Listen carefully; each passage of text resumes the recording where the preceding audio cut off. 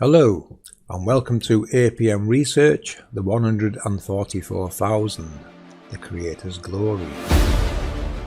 First, I would like to apologise to the rest of the team and you the people for the delays in releasing this video. Real life situations are giving me less computer time, but it has also given me time to reflect, which we will get into later.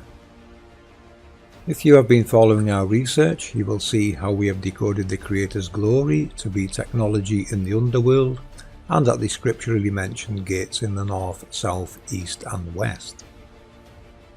This technology has made its configuration very obvious with the sun and moon halos, and within holy books and many other avenues when decoded correctly. These are the scripturally mentioned angels, Anunnaki, cherubim, seraphim, Elohim, and many other names depending on the culture describing it. What you are all describing is the same Creator's glory. What we have decoded and revealed is going to shock you to the core. There is nothing in this world that can prepare you for what our research is revealing, and there is nothing you learned at school that can even begin to explain it. That being said, we have grown up being accustomed to technology, and with our guidance, research and decodings and the science of Walter Russell, we can explain and piece this together for you to understand what Walter's work actually relates to. The Creator's glory, the angel technologies of the Underworld that we have been decoding for some time now. Our research and decodings will guide you to the connections and true meanings of a great many subjects that all relate to the same conclusions.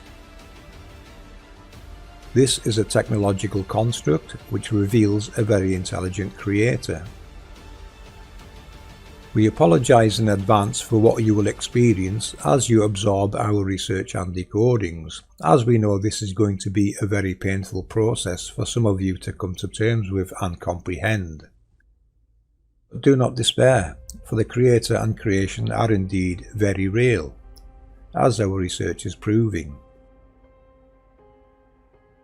This information and knowledge is yours. It is everyone's. The Creator wanted you to know all of this. It was passed on from our ancestors in many ways so we never forget. Because there is an event that happens every 400 years. This event is a reset event, a change in our world's mechanisms. Now mainstream are going to call this event a pole shift event. We call it the Dark Ages in our history because this event can cause memory loss, genetic change, and of course the destruction we see recorded in history, and also what holy books and prophecies describe. Unscrupulous people can take advantage of these events, and that is what we are seeing in history. What we decoded from the Book of Miracles helped us to decode this reset and some of the changes the world will see. This includes seeing the sun halo. This is the angel technology revealing itself. Our end times, revelations and prophecy decoded videos will help you see and understand some of these events. From what we see, the Creator's glory has never adequately been explained until now. And it is this glory we have been revealing over the past 4 years. This glory, when decoded correctly, matches the technology and working descriptions of the technology man is calling a particle accelerator. What we are revealing is that they were already here. There are 144,000 to locate, and we are going to help you locate them all. Our research also shows you the science and knowledge the ancients used, as they understood the workings of this world very well. So from here on in, when I use the name angel, just remember I refer to the technology man calls a particle accelerator. To the tribes of the world, please take this information to your tribal leaders, and they will know I speak the sacred knowledge of the unspoken things. They will remember this, and they will know the signs. Show them this video, it is so very important, because religion, spirituality, tribal dances, glyphs, sacred geometry, prophecies, jewellery, songs, mandalas, which are your blueprints to your world, Even your flags and a great many other things are there to remind you what this world is and how it works. You will see many of these aforementioned topics come to life in our research and decodings as we explore our true world and put everything back into its original context so you can understand what it all really relates to.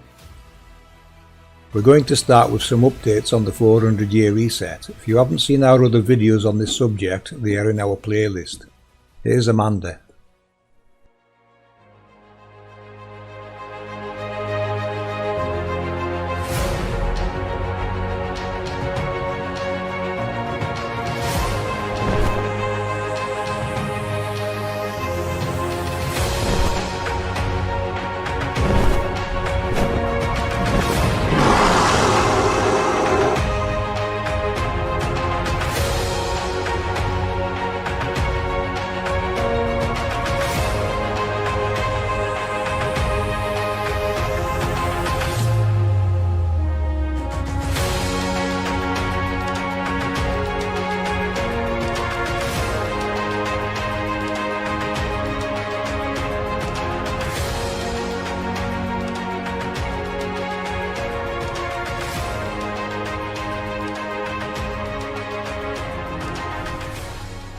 Hello everyone, my name is Amanda, otherwise known as Boris Chops.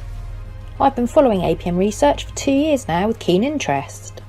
To me, it's by far the closest research to reality that I've come across in regards to world mechanics and decodings of the clues the ancients left us in their art and writings. Today we are going to take a deeper look into DNA and the effects the environment can have on it in the present and in the past, including some of the errors that can occur.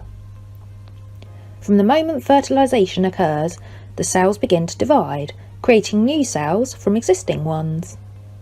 The cells of the embryo divide rapidly, and so the embryo is quickly to become a fetus, a tiny human complete with internal organs and body system comprising tissues made up of specialist cell types.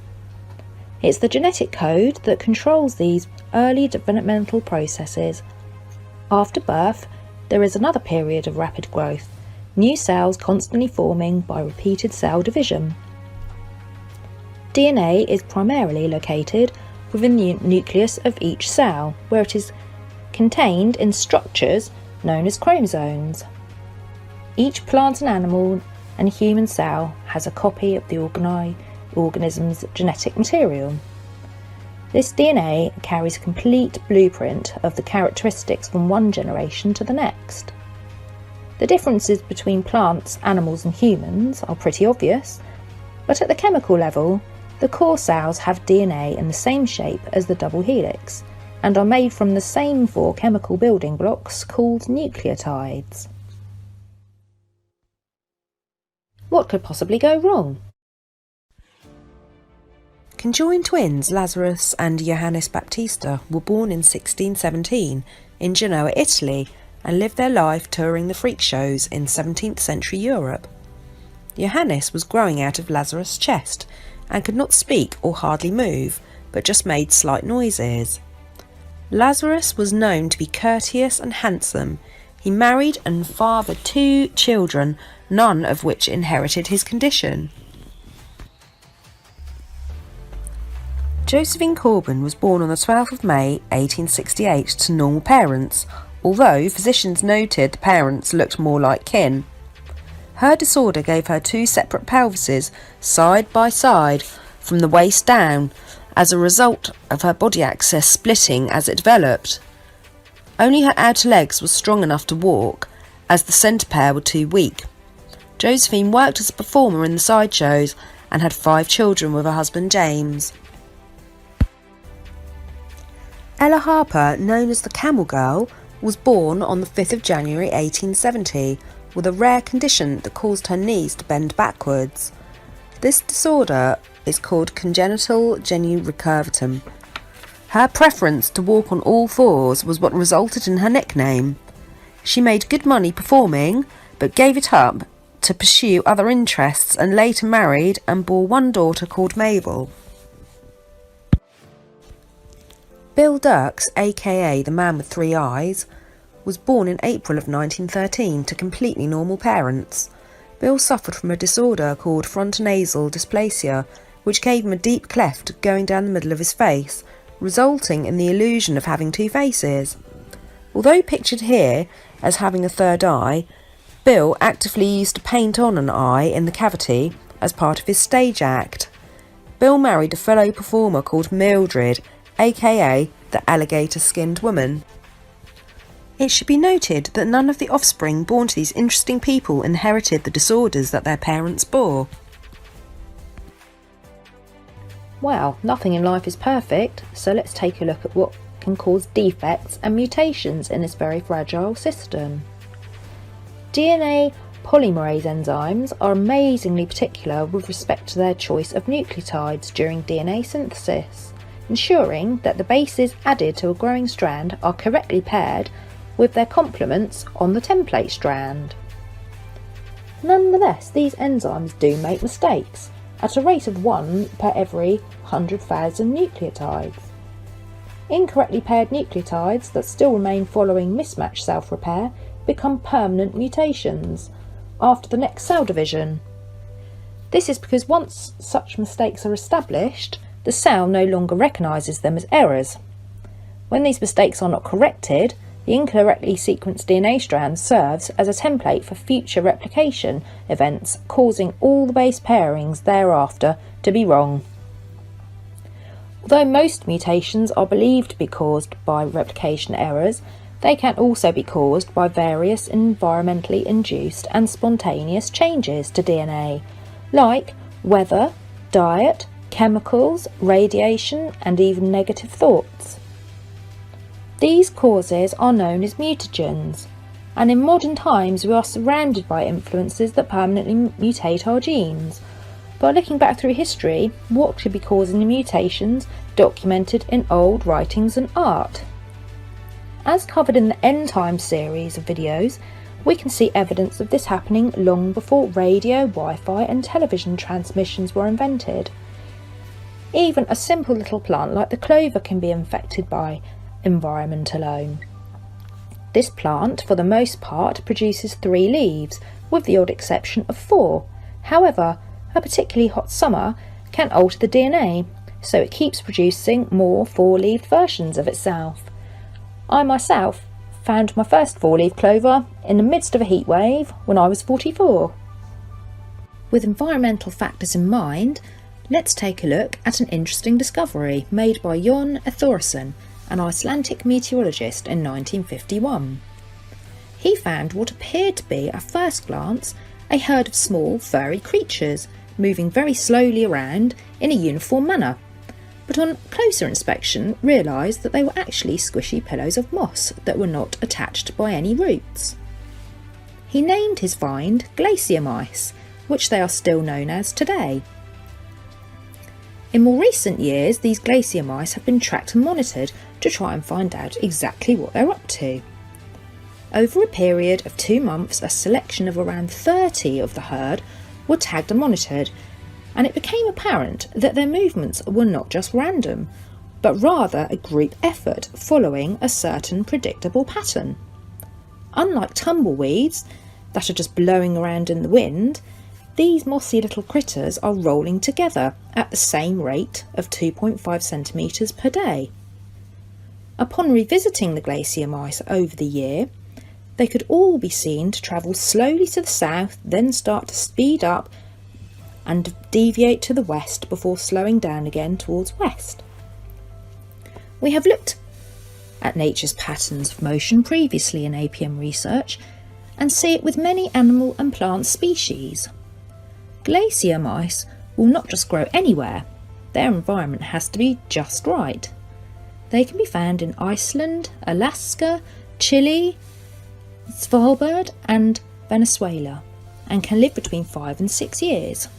Mainstream science still cannot fully explain this natural phenomenon away with just solar radiation and temperature reactions alone. In this era of high tech that we find ourselves, is it any wonder that there is an increase in genetic disorders and so many different types of cancer? It has long been foretold that this is not the way we should be living for the good of humanity, the animals and the earth. In 1958, on a hot summer's day, a minister named David Young stopped to offer a ride to an Indian elder, who accepted with a nod. After riding for several minutes, the Indian said, "I am White Feather, a Hopi of the ancient Bear clan. In my long life I have travelled through this land, seeking my brothers and learning from them many things of wisdom. I have followed all the sacred paths of my people who inhabit the forests and many lakes in the east, the land of ice and the long nights in the north, and the places of the holy altars built many years ago by my brothers' fathers in the south. From all these I have heard stories of the past and the prophecies of the future. Today many of the prophecies have turned to stories, and a few are left. The past grows longer and the future grows shorter.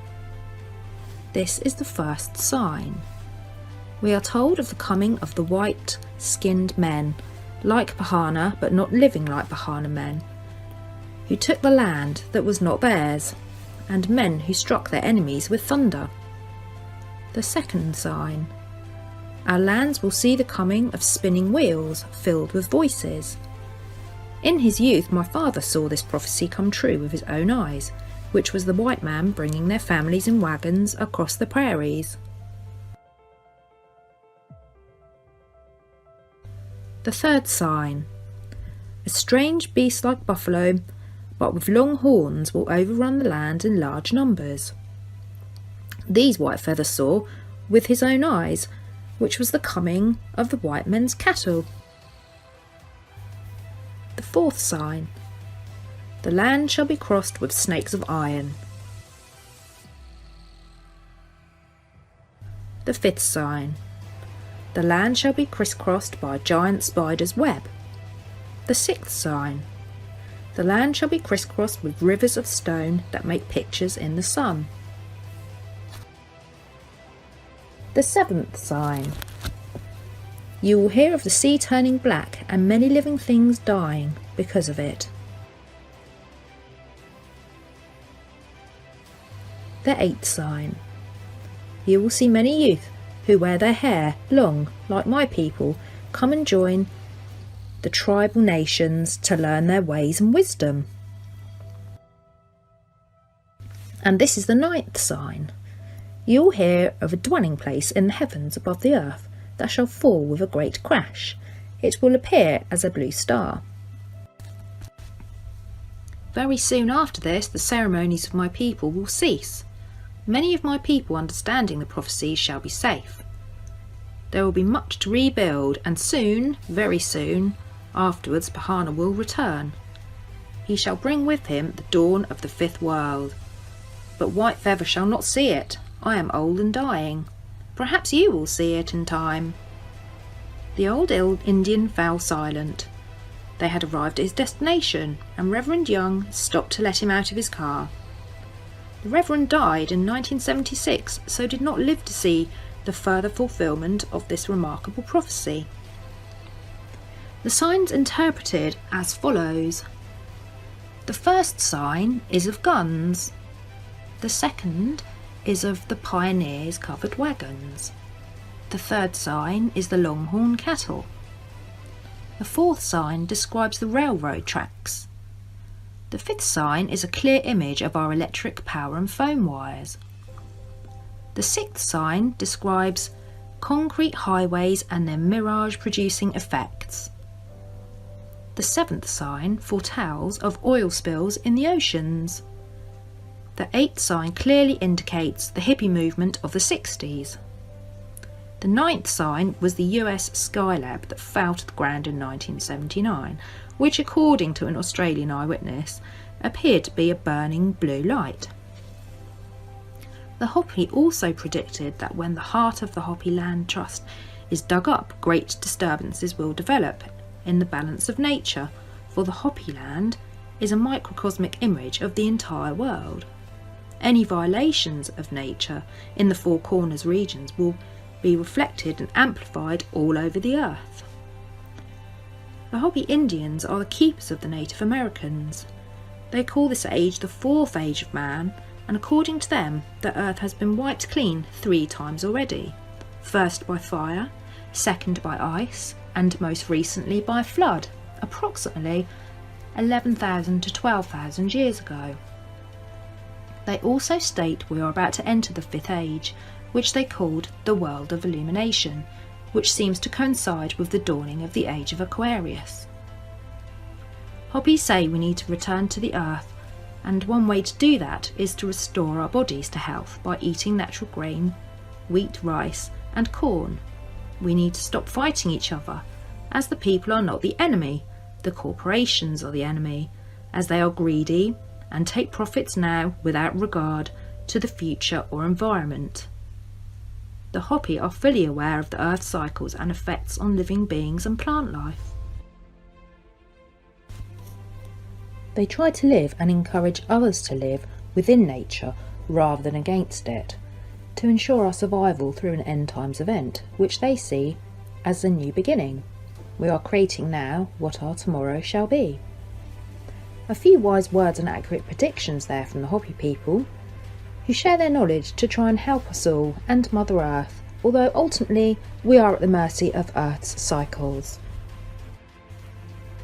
In the 1800s, a very important discovery was made by Gregor Johann Mendel, a friar from the Augustinian Abbey of St. Thomas in the Czech Republic, but was not realised until after his death. There he grew and studied the common pea plant, Pisum sativum, and crossbred many different plant combinations, observing and recording several different characteristics of plants. He noted seeds, colour, shape, stem length, position of flowers on the stem, and the colour of the pods. He did this with such intricate detail across several generations that he was able to determine that the transmitted traits he observed resembled either one plant or the other, and not an amalgamation of the two, as scientists before him had assumed. Over a period of 8 years, he conducted experiments on his pea plants to determine how this happens. He published his findings in 1865, when he concluded that there were 3 laws that determined how traits are inherited: the law of dominance, the law of segregation, and the law of independent assortment. This type of biological inheritance is still known as Mendelian inheritance and has been added to over the years by subsequent scientists. Mendel's work lives on today in our understanding of the different patterns of inheritance. We now know that the unit of hereditary that he observed to convey a trait from the generation to the next is in fact a gene. Today, geneticists construct pedigrees and look for clues that might reveal how a particular trait or disease is being transmitted, either autosomal or sex-linked, and dominant or recessive. These studies are still going on, so there is still much to learn, as we know from the reported 2% DNA they label as junk DNA. Surely it has a purpose. In genetics, we see the study of hereditary traits transmitted through the DNA from one generation to the next. However, what matters in epigenetics are the chemical tags interspersed throughout the genetic code that can impact upon the way the genes work. In other words, epigenetics is the study of the chemical modification to the DNA and the effects they have on the genome. Unlike DNA itself, a small number of these tags are passed on to the next generation, but mostly the epigenetic slate is wiped clean, or so it is thought. The importance of epigenetics in our health and well-being is becoming clearer every year that goes by. During the Dutch famine of 1944 to 1945, 20,000 people were reported to have died of starvation. A number of women were pregnant during this time, and research followed these women and babies in order to understand the consequences of adverse nutrition in mothers' and babies' long-term health. The results showed that the children in the Dutch Hunger Winter Cohort study grew up to have higher levels of cholesterol in their blood, a risk factor of heart disease and stroke, and higher incidence of obesity, diabetes and mental health problems such as schizophrenia. They were followed well into their 60s, and it seems the individuals had a higher rate of mortality compared with others their age, whose mothers were not victims of a famine. Pictured here is Audrey Hepburn, the actress, and her mother, Baroness Ella van Hemstra. Ella was Dutch and the family were caught up in the 1944 to 1945 famine. Audrey had lifelong negative repercussions, suffering from anemia, respiratory illness, and fluid retention as an adult. Researchers studied their DNA profiles and found a different pattern in them, raising the possibility that epigenetic memory somehow mediated the link between poor nutrition in the womb and later adverse effects upon health. Exactly how this happens is still a mystery. Scientists hope that epigenetics will give the answers to questions such as how does environmental exposure to certain factors alter the fundamental workings of the DNA and what happens to these processes in the course of a human life. It is well known that identical twins are not fundamentally alike, yet they have the same genetic code. So what accounts for the differences?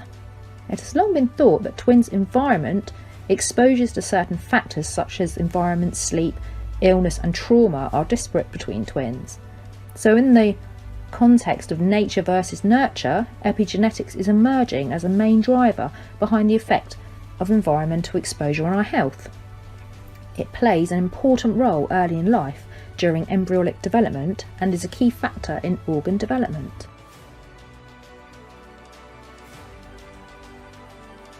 Lovely presentation and updates on the 400-year reset, Amanda. What Amanda is showing you are the cyclic events of this reset humanity has to face every 400 years. There are several afflictions humanity undergoes in this realm, and this is just one of them. DNA change due to a reset event, of which we will go deeper into later.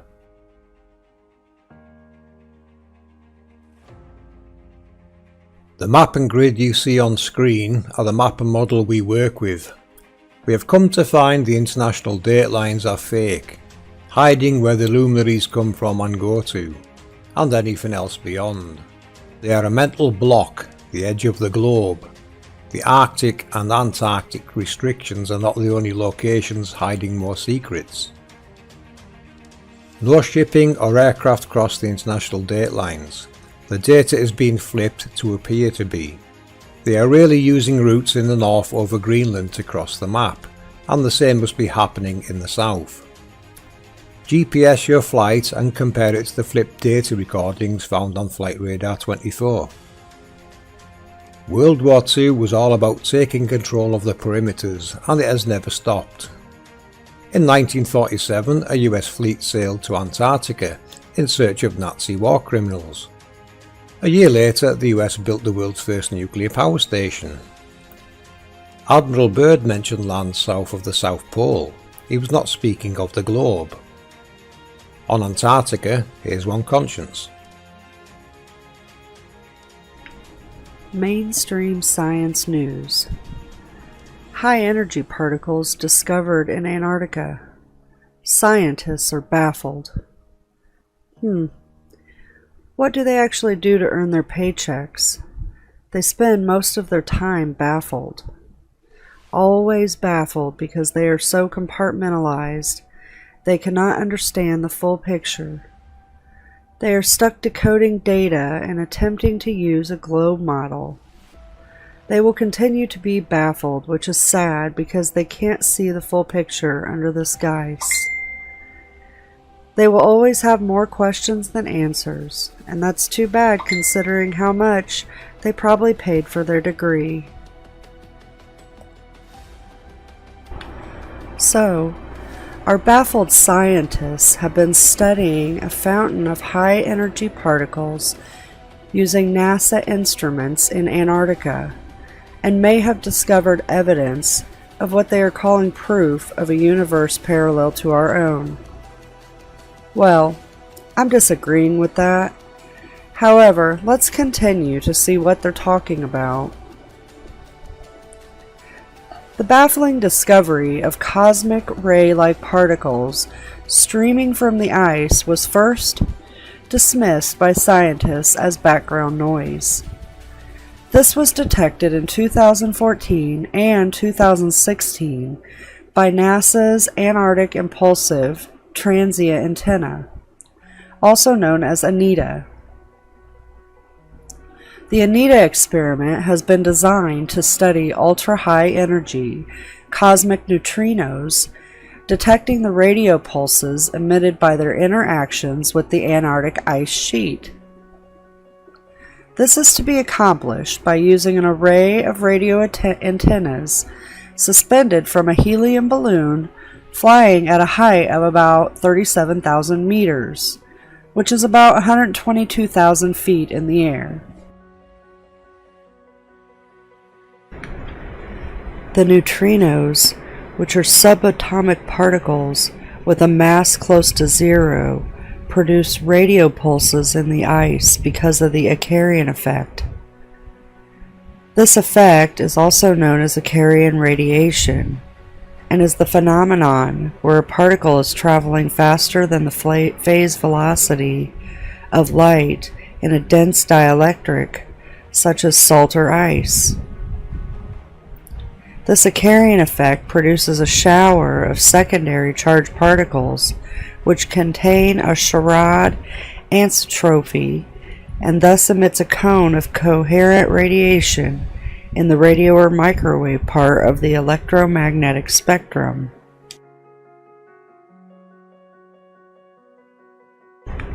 So what is really going on here is the neutrinos are neutral particles, and when it enters the angel below, it then becomes a positive or negative, which is the secondary charged particle they are talking about. They will then come up from the ground into the cones, which is where ANITA is then collecting the data and recording when each of these angels come online. We can see this in the corrected diagram I made. Also note that when the opposing force comes into the equation, we get what is called a bow shock. We will go more into detail about that here shortly. So of course scientists are baffled that the particles in Antarctica are streaming from the ground up, a feat normally considered impossible for high energy particles. They have stated they resemble an upside down cosmic ray shower, and it looked just like a cosmic ray as seen a reflection off the ice sheet, but wasn't being reflected. They said it was as if the cosmic ray had come out of the ground itself. As you can see in the animation, this is really the effect they are seeing.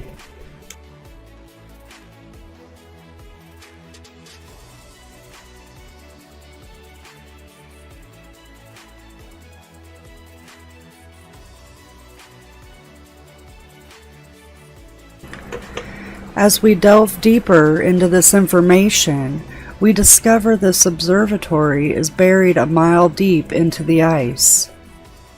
A cosmic ray observatory buried into the underworld should raise some flags with you all.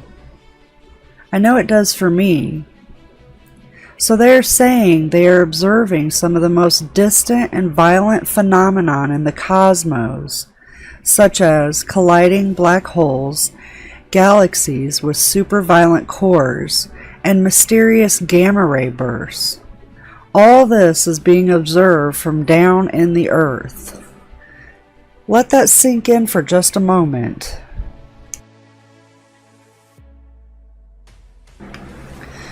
Let's see what this observatory looks like.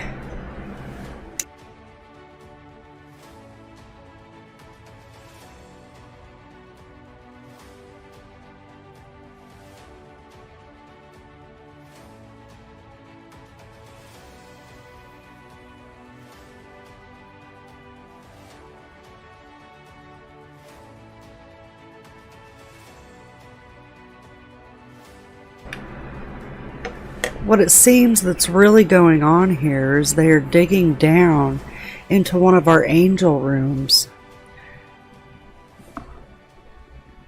What they're talking about is the happenings in the underworld.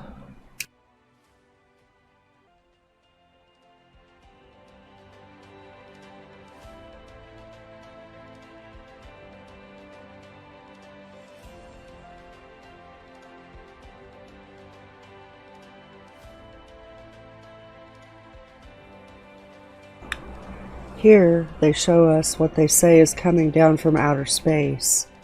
But when we switch it over to our map, it makes a lot more sense.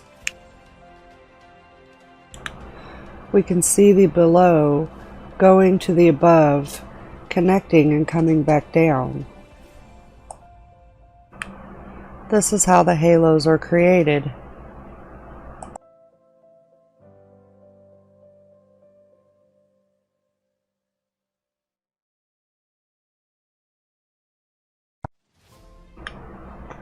So what they have been talking about are the cones that we have been working with from Walter Russell's work.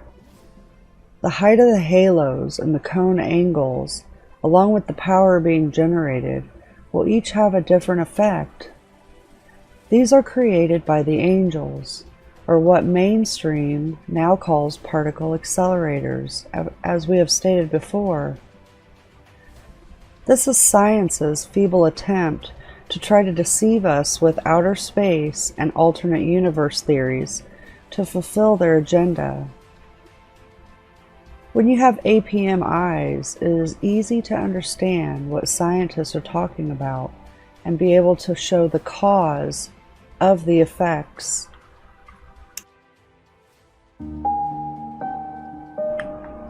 We also see this mirroring in our stars. When I plotted these across the map, we realized that we see a perfect mirror in the heavens. We can see this in this example.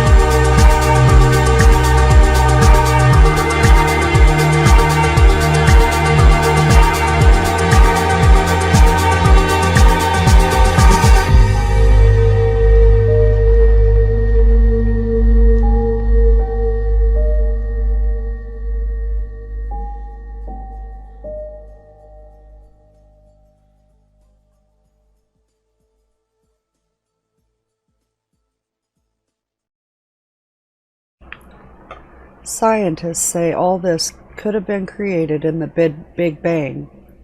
Well, this mirroring is true with all luminaries, and the Big Bang would be the turning on of this glory. Think on a grand scale of electricity, magnetism, and chemical reactions. The halo lattice is one way we can see this. In the atmosphere, it has been recorded of threefold rotational symmetrical crystal particles that are inconsistent of the known ice particles of hexagonal symmetry. What these are consistently seen in, though, are the peri-arc halos, and show that they have a distinct radiative properties that differ from hexagonal ice crystals. Now remember, what is above is below. So if we see this all together, all turned on and all working at once, it would be similar to what you're seeing here. The as above, so below would still hold true, and the mirroring would still be the same. Below we have all the causes occurring, and above we see the effects. This is the Big Bang. I have been gazing into the vortex, probing it, decoding its secrets and sharing them with you. Since my very first video nearly 5 years ago, I have been decoding what the Milky Way is, how it works and interacts with our environment, what it is responsible for and what its effects are. I have revealed its presence in data, identified and modelled how it is involved in our seasons, explained what the spirals and glyphs represent, how I termed its functions as the spiralling pressure waves of electromagnetism, how its function is locked in between the tropics of Capricorn and Cancer, and a whole lot more. I have practically written the book on what the Milky Way is. Now this information is being heavily suppressed in this community. These people that aren't sharing it are holding you back, and for all the wrong reasons. This information should be shared far and wide. It is world-changing information and very important. Our Milky Way is a spiraling vortex of alternating current. It programs the ether and the waters, and yes, I said programs. The electric dipoles that exist in air and water are constantly being programmed with positives and negatives of various potentials and colour. Different colours of the spectrum contain different electric potential. We live and breathe in a sea of alternating current, ladies and gentlemen.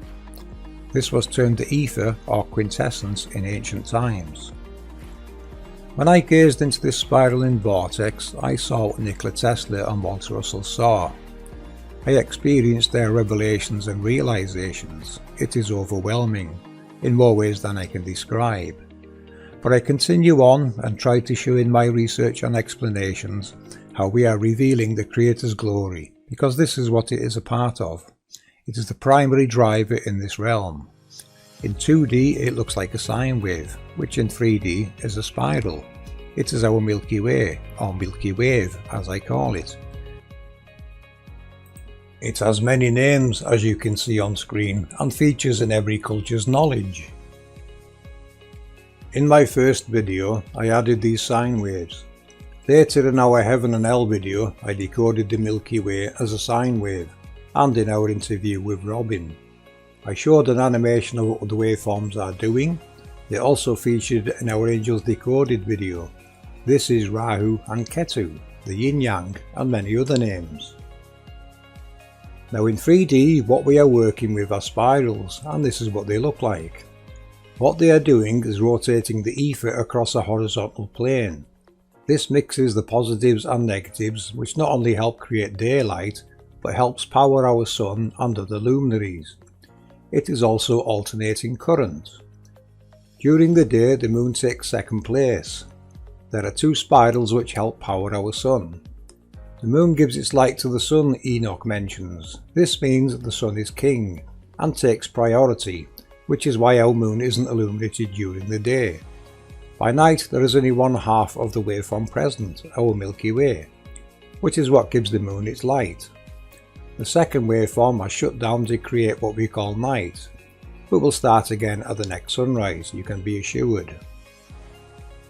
You may be surprised to find that you can have daylight without a sun.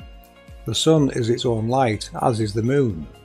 Both rely on these primary drivers, spiraling forces that work together to create day and night. There are obviously other waveforms to decode for each major luminary, as the speed they cross the plane with varies greatly. And I think this is related to different waveforms, different frequencies and different wavelengths. The shortwave luminaries seem to take longer to travel across. Here's Sandra with some lovely research. As most of you probably know, the dragon is represented in many forms throughout the world, and this is for a very special reason. A reason you must never forget. Here is some of your memory back from APM Research, and this is what it represents. In what is perhaps one of the most popular traditions in Chinese culture, the dragon dance comes to life every Chinese New Year. The dragon dance is performed by a team, forming a long flexible figure of a dragon, with 9 performers, each holding up a section of the dragon. We at APM Research believe these 9 performers are representative of the 9 octaves from Walter Russell's chart, and also the venturi on Walter Russell's motor. But most importantly, it represents the sine wave we decoded from the Milky Way. During the dance, the dragon will weave and undulate to the beat of a percussion band, just as our sine wave does. Sometimes the dance includes 2 dragons, a male and a female. We at APM Research believe these to represent the positive and negative sine waves. In the dragon dance, along with the 9 performers holding the dragon, there is another performer ahead of the dragon, holding a spherical object, known as the pearl. From the oldest ancient depictions of the pearl, the dragon is chasing the sun. As time passed, artists depicted the sun as white rather than red. Legend then said that the dragon was seeking the night shining pearl, which resembles the white form of the full moon. As the dragon devours the pearl, less and less of the pearl is seen, and appears as a waning moon. As the dragon disgorges the pearl, more and more of the pearl is seen, and now it appears as a waxing moon, and this is thought to symbolize the endless cycle of transition. Today, several independent researchers connect both the enclosing serpent and primordial sun to the axis mundi, a column said to have once risen from the earth to the sky. This suggests that the cross-cultural theme of the glowing serpent and orb might have been inspired by intense plasma discharge in the atmosphere, perhaps comparable to the aurora, but much more powerful. Because the dragon is a special animal from the east, the pearl would suggest it represents the sun. But we know different, don't we, FPV? Let's take another look at the pearly gates. It now gives me great pleasure to introduce to you again the 12 pearly gates of heaven. The 12 gates in Revelation 21 belong to the New Jerusalem, which comes down from heaven to the new earth, verse 10. Shining with the glory of God, verse 11. John describes the city. It had a great high wall with 12 gates, and with 12 angels at the gates. On the gates were written the names of the 12 tribes of Israel, verse 12. The gates are miraculous in their construction. The 12 gates were 12 pearls, each gate made of one single pearl, verse 21. And the gates of the New Jerusalem will never be shut, verse 25. The pearl was esteemed of the greatest value among the ancients. It is an appropriate emblem of the highest truth. It is the only precious stone which the art and skill of man cannot improve. Introducing the 3 gates in the north, the gate of Reuben, the gate of Judah, and the gate of Levi. Introducing the 3 gates in the east, the gate of Joseph, the gate of Benjamin, and the gate of Dan.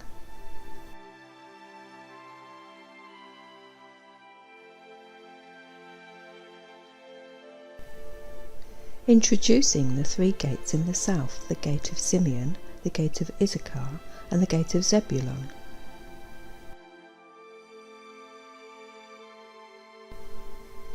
Introducing the 3 gates in the west, the gate of Gad, the gate of Asher, and the gate of Naphtali. The gates of the New Jerusalem never close. There are eternal safety and peace in the New Jerusalem. There are no enemies to shut the gates against. Access to the heavenly kingdom on the new earth is free and unhindered, and the glory and honour of the nations will be brought into it. Revelation 21:26.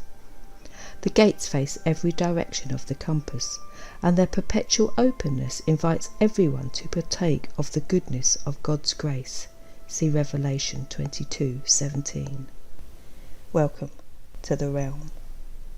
When we look back into human history, it wasn't just the Chinese that carried forward the ancient messages for us to decipher. Many different cultures show us the sine wave. The Aztecs, Inca, Egyptian, Roman, Mayan and Aborigines all left us messages to decipher. It's the Creator's glory in many forms. The Rainbow Serpent, an Aboriginal story from Australia. Long ago in the Dreamtime, a group of Aboriginals were out hunting. After many hours they grew tired and decided to rest, and as they sat around telling stories and warming their hands by the fire, one of them looked up. There on the horizon was a beautiful multicoloured arch, a rainbow. But the Aboriginals thought that it was a serpent moving from one waterhole to another, and they were frightened as they did not want the huge brightly coloured serpent in a waterhole near their camp. But they were grateful that he did not seem to be moving too near their own waterhole. One young man wanted to know more about the rainbow serpent, so when he returned home he asked the old men of his tribe why the hunters had been scared of the rainbow serpent. The old men told him that the rainbow serpent was one of the Dreamtime creatures who had shaped the earth. In the beginning the earth was flat. As the rainbow serpent wound his way across the land, the movement of his body formed the mountains and the valleys where the rivers lived.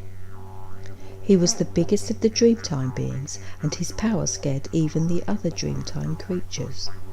At last, tired with the effort of shaping the earth, the rainbow serpent crawled into a waterhole, where he lay in the cool water, which soothed him and softened the bright colours of his body. Each time the animals visited the waterhole, they were careful not to disturb the water, for although they could not see him, they knew he was there. He only came out after heavy rainstorms, when his waterhole was disturbed, and when the sun touched his coloured body. Then he rose up from the waterhole and travelled over the treetops, up through the clouds and across the plain to another waterhole. The people were very fearful that he was angry and would churn up the land once again, so they were very quiet and still as he moved to his new home. Once he was there, he disappeared beneath the water again and was not to be seen. That is why Aboriginals are careful not to disturb the rainbow serpent, as they see him going across the sky from one waterhole to another.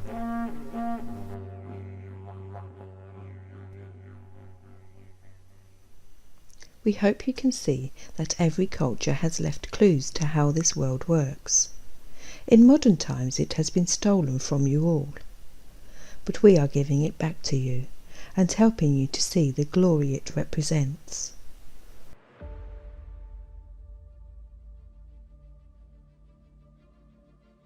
So what is our ether doing, you must be thinking?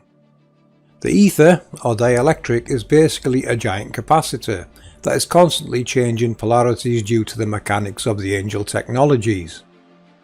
So what our spirals are doing is rotating the positives and negatives. This is what I would call alternating current. Nikola Tesla didn't invent alternating current, he just termed it so. Our Milky Way, which I decoded as a sine wave, is actually a giant spiral in 3D that is constantly programmed the ether with positives and negatives with various colour and potential. This is alternating current. It is all around us. All of the angels' halos are also doing the exact same role, creating AC electric, which can be seen being utilised during a tornado or waterspout activity. Nikola Tesla's vortex maths is directly connected to this process, as it represents the alternating current and its potentials. This is where our world chakras tie in with the Milky Way. Using Tesla vortex maths and looking from the East Gates area, you can see how the vortex maths is utilised. This amazing knowledge shows us the chakras are key locations harvesting the positives and negatives of maximum potential. The alternating current from the ether at key areas within this matrix. We believe they are also synced with other waveforms that interact and change at the solstices and equinoxes, such as pushing our sun further north for the 24-hour Arctic sun cycle. What they are basically doing is acting like a horizontal and vertical hold, guiding our luminaries east to west and back again across the heavens, in sync with where their spirit is being projected from. The spirit world is the electrical part of the process of electromagnetism. Whatever is contained within that field has no choice but to have its spirit projected 90 degrees in opposition of the physical halo and altar. The altar is where the sun's true self is projected from, as magnetic Eve elevates the electric atom above and creates those signatures of the angels, luminaries, halos and rainbows. Our sun uses positives during the day and our moon uses negatives by night. This is why the moon self-illuminates at night and appears washed out during the day. Enoch mentions the moon gives its light to the sun. This is why. Positives during the day and negatives during the night. This also applies to the ether and waters. It's raining men, or positives during the day, and it is raining women on negatives during the night. It is constantly alternating and being programmed with information, colour and electrical potential 24/7.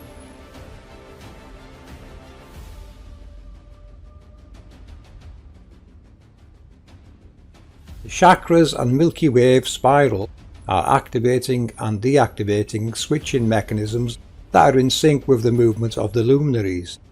Day and night are controlled from within this spiral. Ancient sites are connected to these events because of what resides below there, the angel technologies. Let us now finish our decode of the Great Pyramid of Giza. Gate 5 of the World Chakras. From our last video, you will remember I decoded the King's and Queen's chamber shafts to be antennas tuned to specific frequencies. These are designed to harness positives by day and negatives by night, hence one side having the King above the Queen and the other side having the Queen above the King. Using magnetic declination, these can be tuned specifically to any region. So one side of the pyramid harnesses the positives during the day and the other side harnesses the negative during the night. This means there is a definite switching of polarities which can be proven in the real world. I tested this myself using a solar panel. During the day it pumped air into a bucket of water. At night it switched and actually started cycling the water towards the air pump.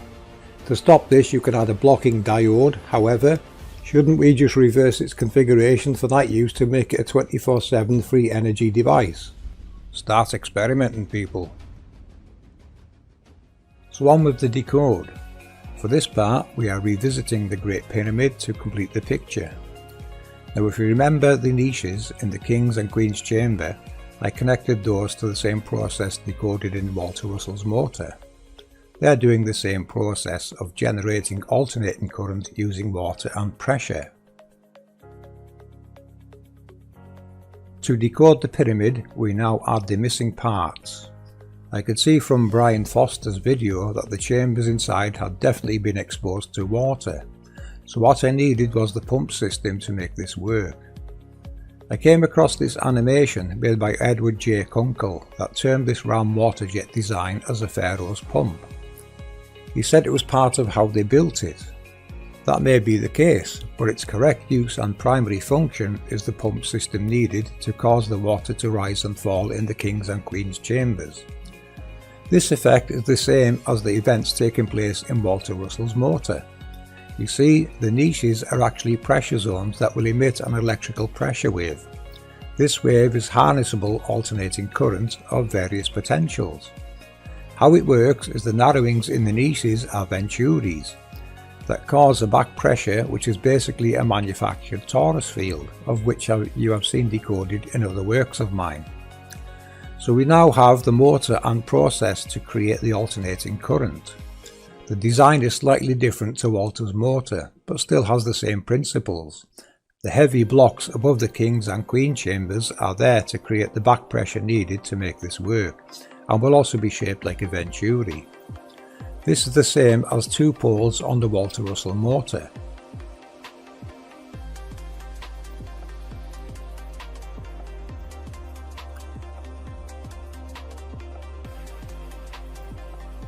So what did they do with this alternating current, you ask?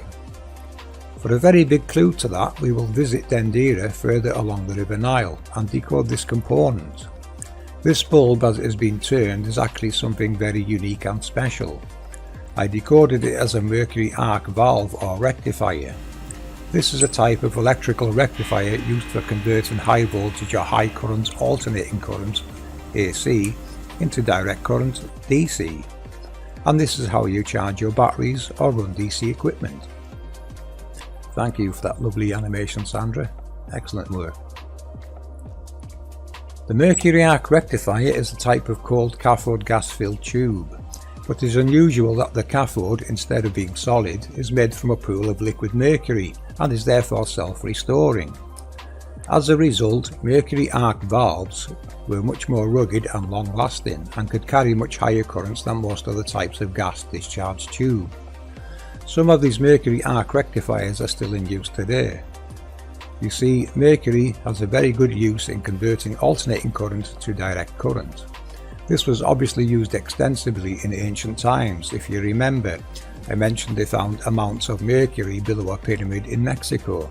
You can now see its purpose, converting alternating current to direct current.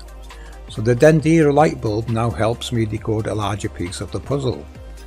Ladies and gentlemen, it is a great honour to present to you the Ark of the Covenant. The Ark of the Covenant is a Mercury arc rectifier. It tells you this in your holy books. You will see me between the wings of angels. This is God.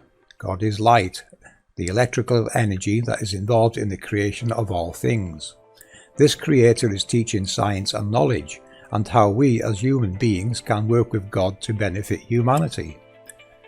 To work with God requires you to know the rules of these electrical processes.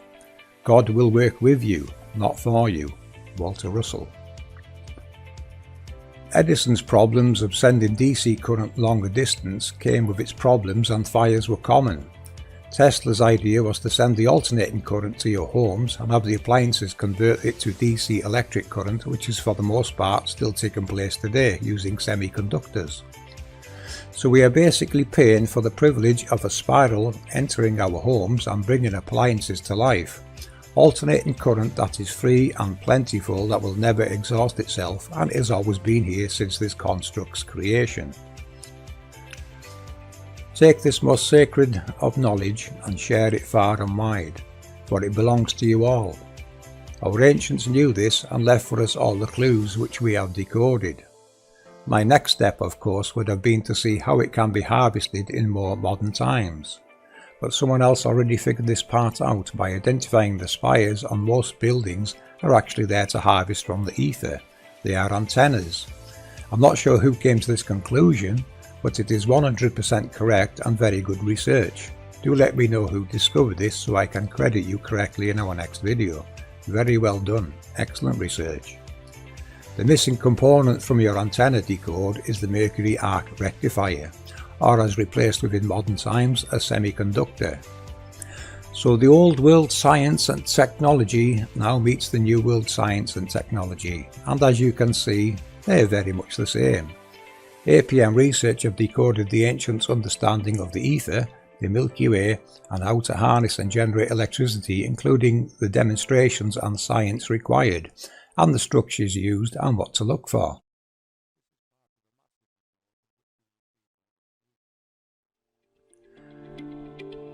For what creates the winds are the same type of spiraling pressure waves in our world. You must watch our videos to understand more of the knowledge and science behind the Creator's glory. We decode Walter Russell's science and show you what it actually relates to. And for our friend Roy, Vinnie St. Vincent, this one's for you. You need a Mercury arc rectifier or semiconductor here, and this should help your alternating current conversion. I can't seem to get in touch with you, so I hope you find this and it helps you. Go forth and free humanity with this knowledge and new understanding of our construct's workings and how to harness it. This work of ours has become very sacred to us, for it is the truth and reality we have decoded, and we will protect it from outside interference, railroading, stealing and all the rest of it. Our truth is free, as the Creator intended it to be. Please share or mirror this research everywhere. It is the science and path to free energy and freedom. It is being heavily suppressed. For more information and explanations, do watch our videos, as they all contain a rolling research and decode of this construct and its workings. What APM Research release is for free. It is real, honest, genuine research, and you will need the science of Walter Russell to understand this world and its workings, of which we are decoding and presenting to you, the world audience.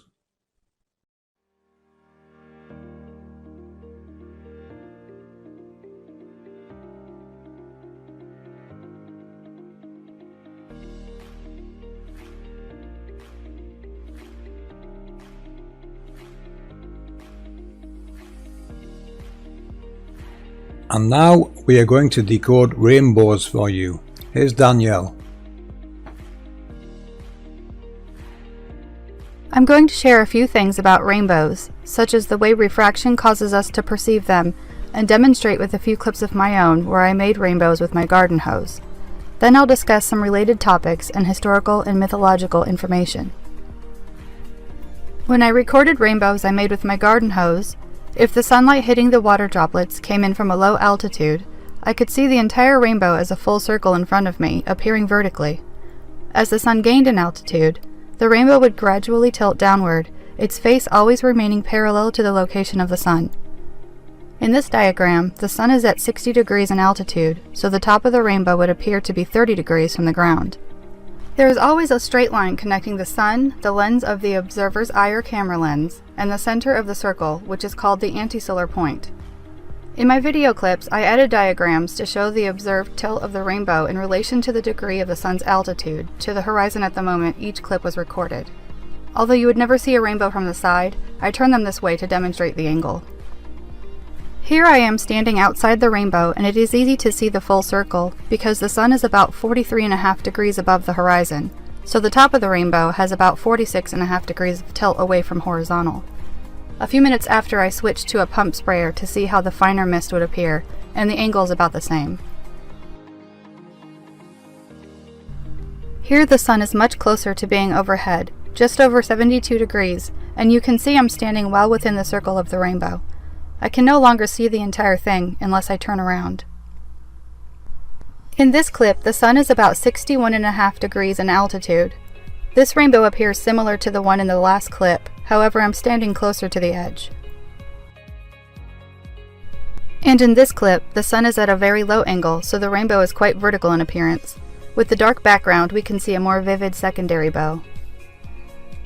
While making this presentation, I realized I had put to rest an assertion common with some flat earthers, which suggests that we must have a solid firmament between us and the sun to be able to see a curved rainbow. This idea seems to be supported by what is observed when white light is passed through a prism to reveal the color spectrum. With a flat-sided prism, the resulting rainbow appears straight, and typically using prisms indoors out of direct sunlight won't reveal a curved rainbow. It then might seem logical that a firmament must be the curved prism making the curved rainbow. The answer is actually very simple. A rainbow is formed in 3 dimensions, although we perceive it in 2. This illustration by Isaac Newton is useful to visualize that because he drew the bow using dots to represent water droplets. After it rains, the air is full of water droplets over a large 3-dimensional area, and each droplet potentially refracts sunlight.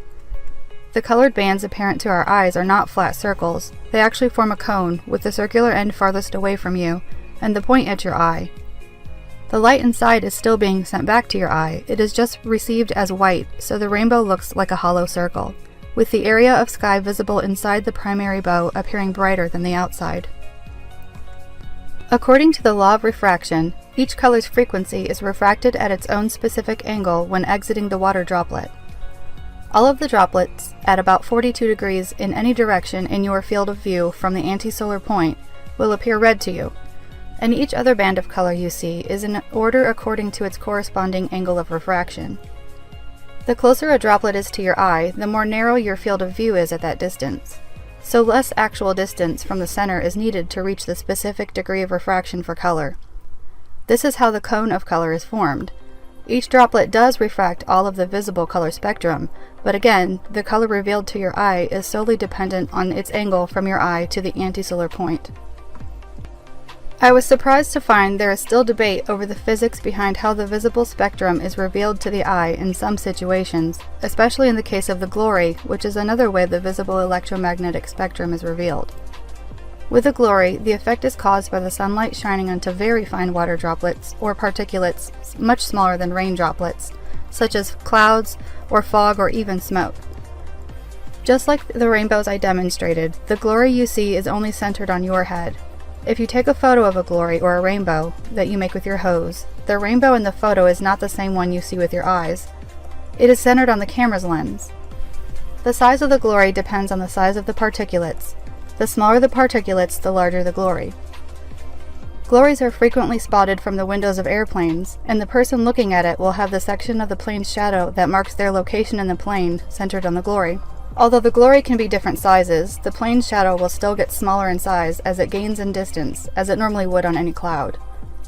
Glories are different from rainbows because the way they are said to appear is by diffraction, not refraction. A glory is sometimes called a Brocken glory or a Brocken specter when the observer's shadow is visually stretched and appears as a phantom with the glory around its head. These are named after Brocken, the highest mountain peak in Germany, where the specter is frequently seen, because it is common to find yourself standing above fog, and when the sun is at a very low angle, you can see your shadow cast down onto the fog. If your shadow is accompanied by a glory, and it looks to your eye that the glory is on a far hill or peak, you can get an optical illusion that your shadow stretches across the entire distance. The way the colors of the rainbow are taught is attributed to Isaac Newton's experiments with light. There are varying ideas on why he chose to include indigo when describing the rainbow, considering the other colors are all primary and secondary, with the secondary ones appearing because of the overlapping areas between the primary colors. But indigo is a tertiary color, a combination of the primary color blue and the secondary color violet, and it is the only tertiary color he included. In reality, the visible spectrum includes a vast array of colors, so why didn't he include the tertiary colors between red and orange, yellow and green and blue? I find it quite ironic how much art depicting Newton, even in science education graphics, does not include indigo, and marketing graphics rarely include it. Newton concluded white light must be a combination of 7 colors. Suggested reasons he may have felt that way range from an esoteric need for the number 7 to his desire to reconcile the spectrum with the 7 notes on the musical scale. His color wheel is also said to have been made with artists in mind for choosing complementary colors, but with the letters A through G highlighted around the perimeter, it appears the music note theory is likely a major consideration. Newton's wheel is used frequently to discuss rainbows, and it also has his 7 color choices as the only colors named. I wonder why he gives equal area to all the colors except orange and indigo, which are smaller but still equal in size, although logically the secondary colors would overlap much larger area between primaries than the tertiary colors would. It's possible Newton designed his color wheel in a circle based on his thought that there was a cyclical nature to the color spectrum.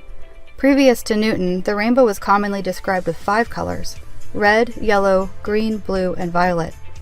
But Newton was impressed with Pythagoras' idea that there is a connection between color and music, and Pythagoras is attributed with the 7 natural music notes.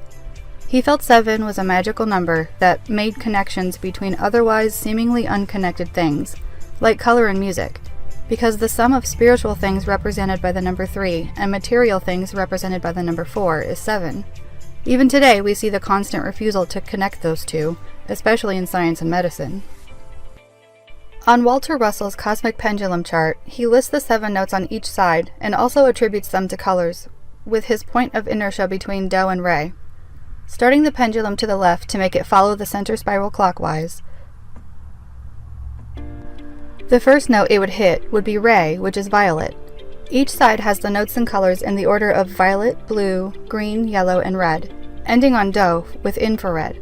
This makes much more sense, especially considering how physicist Robert Greenler was recognized with a cover story on Science magazine in 1971 for his work with the infrared bow. He suggested there would always be an infrared stripe next to the outer stripe, because the wavelengths in infrared's angle of refraction were within the ability of water droplets to refract outward as well. I did find one article on Newton suggesting he used indigo because its wavelengths would also be refracted, but to me that just seems like a bit of a redundancy, because all wavelengths between red and violet are already refracted. They just blur out between the primary and secondary colors. Rainbows can be found as part of many legends and myths, as well as cataclysmic prophecies, being named as omens or attributes of deities. In many mythologies, the rainbow is a bridge or ladder that connects the world above with the one below, and is commonly described as only being used by deities or humans who have died in battle or have other specific traits, such as royalty or virtue. In Venezuela, the same word is used to say rainbow or were anaconda. In New Guinea, it is a serpent that causes madness and malaria. In Aboriginal lore, the rainbow snake is the god of creation. Some myths describe the rainbow as a sort of dragon or other being that covers the sky. The Greek goddess Iris was a messenger between the gods and humans, and depicted as using the rainbow to travel between the two. She was the daughter of Thaumas and Electra, and described by Homer in multiple poems as being the goddess of light rather than the rainbow. Hindu mythology names Indra as the god of war and thunder, and he shoots his arrows of lightning using the rainbow as his bow to kill a primordial demon serpent. Even the founder and prophet of Mormonism, Joseph Smith, wrote about the rainbow. Paraphrasing his words, he said the Lord told him that in any year a rainbow is seen, the Lord is not yet returning. But when it is not seen for a year, there will be famine, pestilence, and distress among the nations, and the Messiah is not far off. According to the Gnostic library, the cyclical history of humanity opens with the floodwaters of the book of Genesis and closes with the seals of fire and brimstone in Revelation, and that a great coming cataclysm will not evenly affect the face of the earth.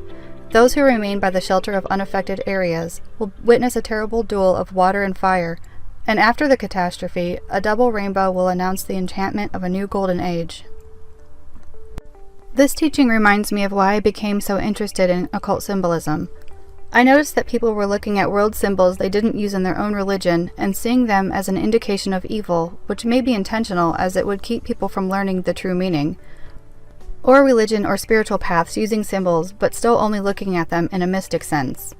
I realized that not just many, but most symbols used in that way are actually more like the pictures of physical aspects someone discussing physics would use to record their observations, and likely had nothing to do with gods or beings in a religious sense.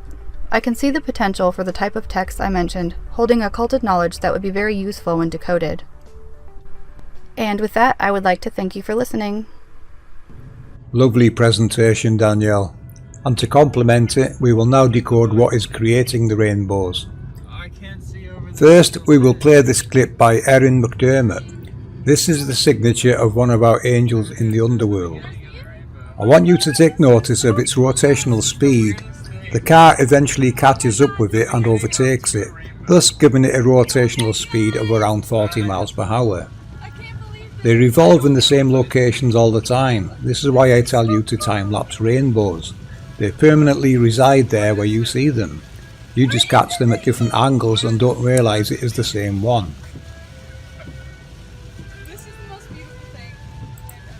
You know, there is an old saying, never walk through a rainbow because it may change your sex. What an interesting statement, don't you think? There it is. We're gonna drive through it. Here it comes. Here it comes! Wasn't that awesome, people? We did it! We drove through the rainbow! Now we will take a look at a full rainbow so you can see how to do it yourself. You need some altitude to capture a full one. Here's a lovely capture by Into the Little Belts.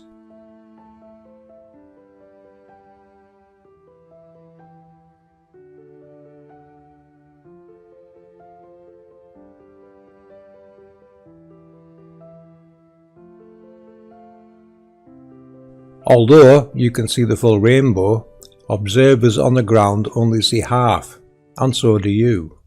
The other half is below ground, and due to the effects of electromagnetism, water droplets and even ice crystals, we get to see the full picture of something very, very special.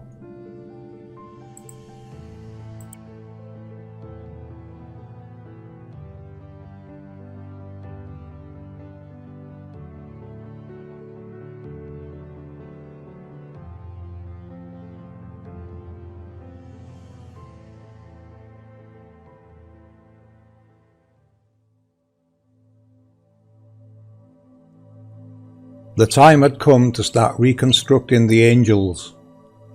After all the decodings and understanding of them and some deep thought, I decided to consult with a titan named Atlas, who corrected me about a great many things.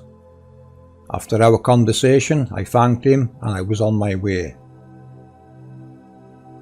I had learned what Atlas's burden was.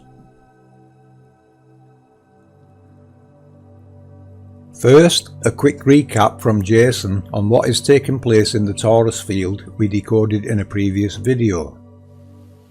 Energy and mass are two states of the same thing. What we call atoms are equal and opposite electric charges held apart by a magnetic dipole. The energy is held in the atom as potential that we associate with mass. When the toroidal magnetic field collapses into the ecliptic, the negative charges are no longer bound and collapse into the positive charges. When the charges meet, a wave of energy is formed equal to the mass of the charges multiplied by the speed of light squared. The squaring is due to the fact that mass and energy are inverse properties of electromagnetism. Where the mass is equal in value to the inverse of the speed of light, the energy is equal to the speed of light. 1 over c times c squared equals c over 1. 1 over c and c over 1 are inverse to each other. Inside the magnetic dipole, the positive charges are held in the center diamond. The negative charges are held in orbits perpendicular to the magnetic field.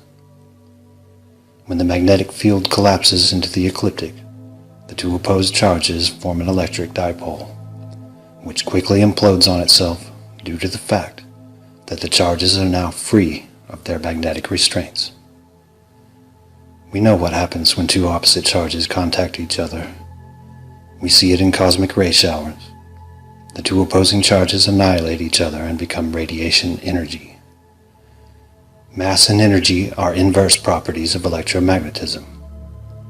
Energy becomes mass again when it is subjected to a strong enough magnetic field to reform the magnetic dipole. Now we can reconstruct the angels with knowledge already gained, the Walter Russell motor and its science, which is based on the science of the ancients. This is what I would call an angel in its most basic form. Walter was an absolute genius. Walter's science was given to him by an angel he always maintained. I bet you didn't know that, did you? From Walter's chart, this design is a fusion reactor. Notice the ventures that help compress water. This is where a manufactured torus field is created, very much the same as an antenna works. This area is where there is a back pressure, and this is what generates the torus field on this motor. This one is a fission reactor. Looking at the design, it would appear daisy chaining them together would make sense. Walter terms them radar antennas. The vertical lines represent the pressure zones or ventures on the poles. Also notice water compresses to become fire and fire expands to become water. This renders the second law of thermodynamics as invalid. It is another man-made block designed to stop you progressing. Every researcher you know, including mainstream, will only talk about the effects, as they do not have the answer to the cause, or can never speak of the cause. Today you will get to see the cause of a great many things. This image of Walter's is also relevant to what I am about to show you. Now we will electromagnetically switch the nodes to cause them to accelerate the flow inside the halo. This of course is alternating current, which will cause the fluid in the halo to rotate around the halo as it accelerates. The nodes on the halo will get to a certain momentum speed and cause the poles to flip, as Walter's image shows. As you know, magnetism and electricity are always 90 degrees in opposition. Ladies and gentlemen, this is what that actually looks like in the visible spectrum, on a creator-side scale. You are seeing the electromagnetic projection of a positive electrical sphere, which is basically trapped within a magnetic field. This is electromagnetism. This is cubing the sphere, not squaring the circle. Remember, we are working in 3D. And you are looking at a torus field that it creates. This is effectively an electric dipole, as I decoded in our Angels Decoded video and previous videos. It is now harvesting electricity from the dielectric, and that energy is being utilized at the heart of the angel technology and put to use for whatever its intended purpose is, which relates to world mechanics, alchemy, magnetism, electricity and creation, as you see on the Walter Russell chart. The colours become inverted due to the division of the sex pairs, the positives and negatives in each band of the electromagnetic light spectrum. So you only see the colours your vision allows, but you can be sure they emanate beyond these colours and frequencies which can be seen in this chart. The dark band that you see in between these colours is called the Alexander band. It is the actual projection of the halo itself. The angel's halo, to be precise. It is now the positive of the electric dipole. The colours encircle the halo and revolve with the flow inside, which is controlled by electromagnetic switching from the various pairs of poles we call nodes. As we have mentioned before, time-lapse rainbows, and you will see how they revolve. This is their arc. The orange half sphere you see below double rainbows is this electromagnetic field. This is the signature of one of our angels. The sphere of that halo is being cubed. These are all connected and working together in this matrix of angel technology.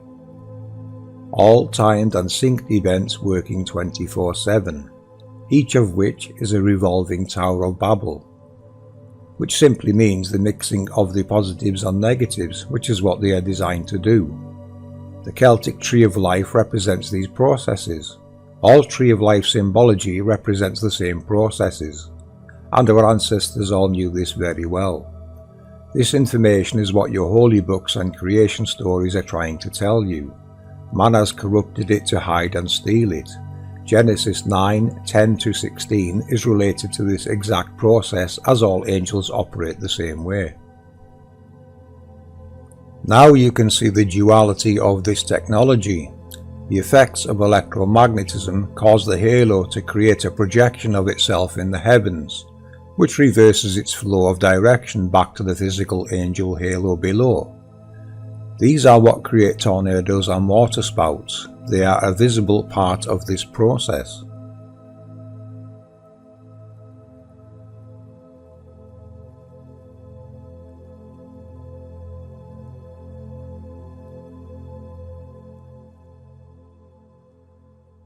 We have something very special to show you. Ladies and gentlemen, it is a great honour and an absolute pleasure to present to you Adam, Eve, the apple and the snake.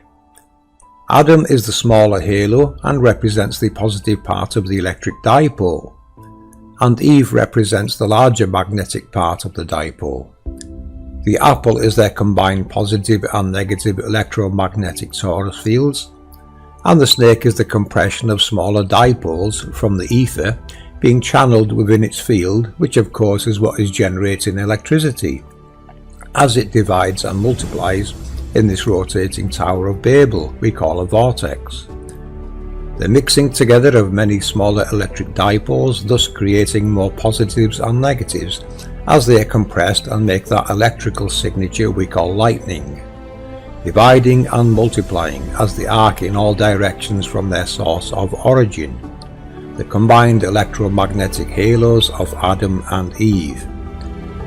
Their spiraling pressure waves emanating outwards, spiraling into even more electric dipoles in our atmosphere, radiating outwards and electrically charging everything within its path. The spiraling pressure waves of electromagnetism. This is the breath of angels. The word wind represents the windings, as scripture mentions. Those windings in the sky, created by angel technologies that even Ezekiel tried his best to describe. a wheel in a wheel. The eyes are round about it, which is in relation to the nodes and their motions. The Vesica Pisces, the Scarab Beetle, Buddha, and all those other depictions of the Creator's tools. The angels are the Creator's tools of creation. This is the Genesis machine. You live on top of the Genesis machine. And this is how Adam and Eve create their torus fields. They create it, maintain it, and destroy it, which of course releases all those positives and negatives to create the signature of God creating lightning. Thank you, Atlas. It is a great honour to share your burden with the tribes of the world. This is your creation story, people. These are the angel technologies of a creator that has been hidden from you, so that greedy people can steal their glory from right below your feet. This knowledge and information is not copyright to any race, religion, group or nation. It is the birthright of every human being.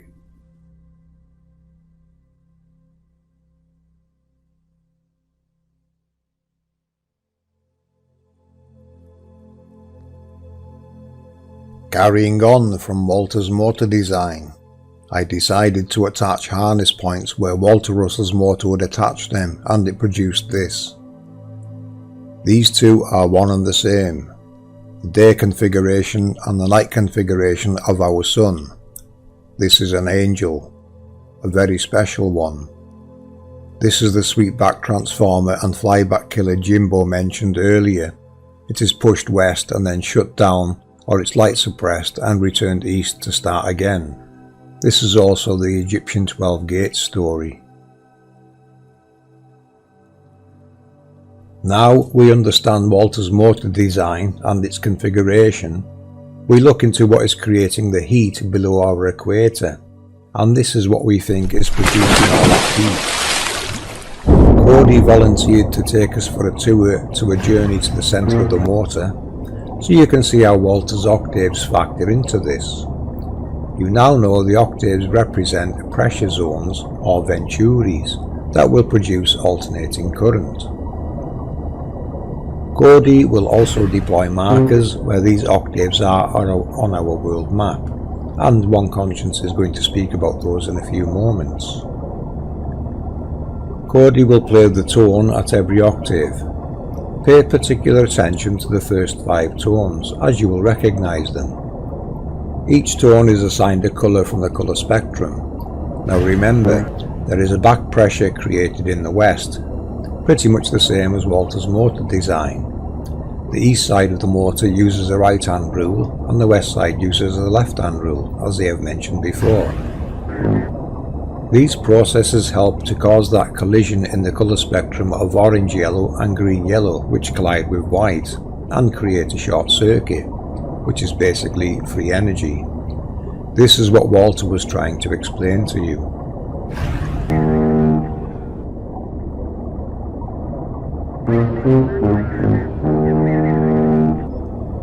Do you recognize that, people? That was a direct reference to Mount Meru, the direct center of our grid, the navel of the Earth, the 0.0 location on our Nazca Mandala overlay grid.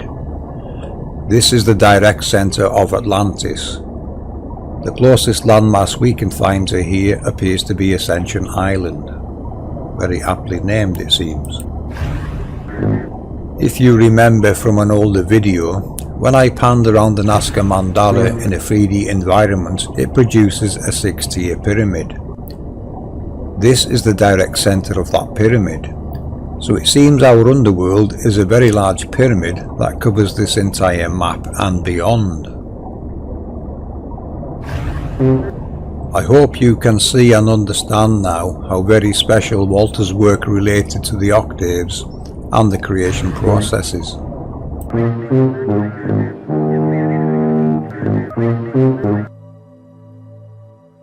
I'm going to hand you over to One Conscience now for some extra information on this part. So, I'd like to discuss some points on what we think is below the equator, and it's the same principle as the Walter Russell motor. As the energy comes in from the east, it will spread out along the grid at each of the compression points. Now, although we can't be completely sure of the scale, we can be assured that this is turning on, compressing and expanding, and it will cause our surface to shake, hence earthquakes. This design also runs along and lines up with a great amount of our volcanoes, which we know are the cleansing process for the waste of the systems and processes that occur below.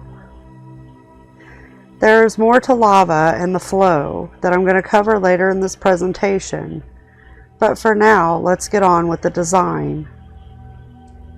So, as I said, this may not be 100% to scale, but we are working with the same principles, and the points I will discuss fall into the general areas.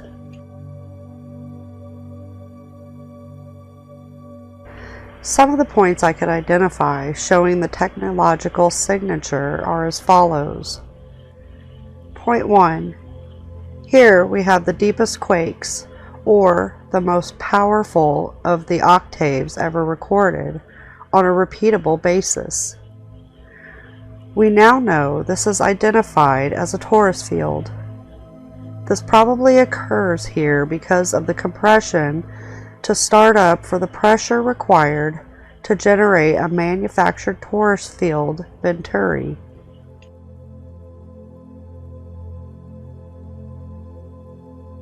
Point 2.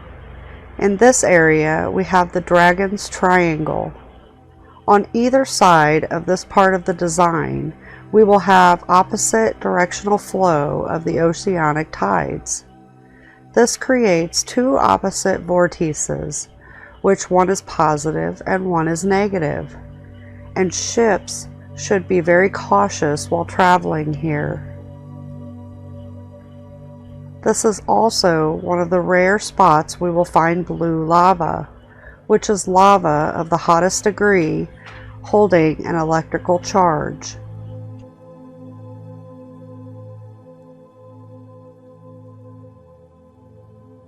Point 3. Here we found an old map that shows an angel that is here blowing its wind, which is the energy. It flows up along the grid in a northeast direction. Point 4. Here in Africa there are many spirals carved in the ground covering an entire area. This is a sign of a very sacred site related to the workings of the realm, and showing us it is a special torus energy point.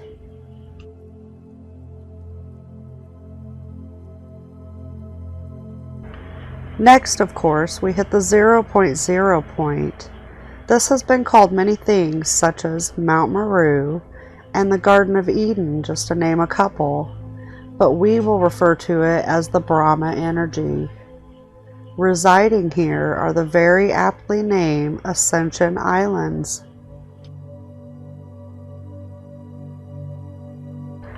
Point 6. This is near Venezuela, and also Angel Falls. Again, what a perfectly named location. This has the tallest uninterrupted waterfall at 807 meters high.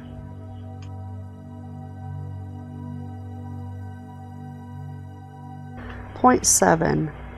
This next marker is the Galapagos Islands, which means tortoise. This is also the only place north of the equator you will find penguins living freely. These islands were forged of lava and isolated for thousands of years.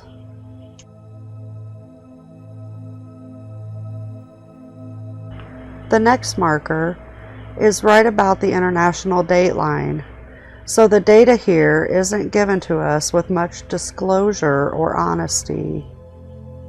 And the final horizontal marker would fall on the west gates, and we have no data.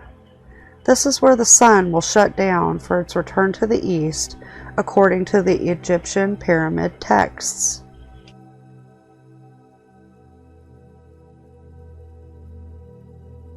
The next point, starting in the north.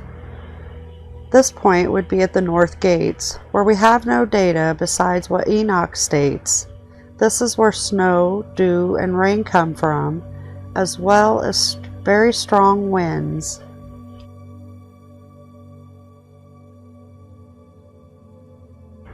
The next point is where the magnetic data from Ceres appears to land.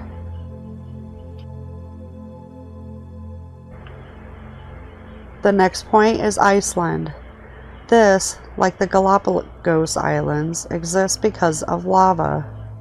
This is also the area where land will rise forth sometime after the pole shift event.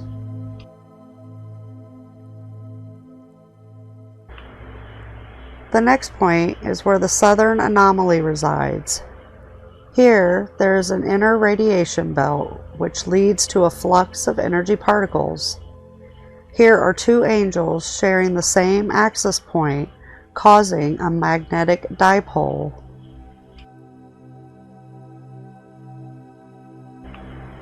And the last 2 points head into Antarctica territory and to the South Gates.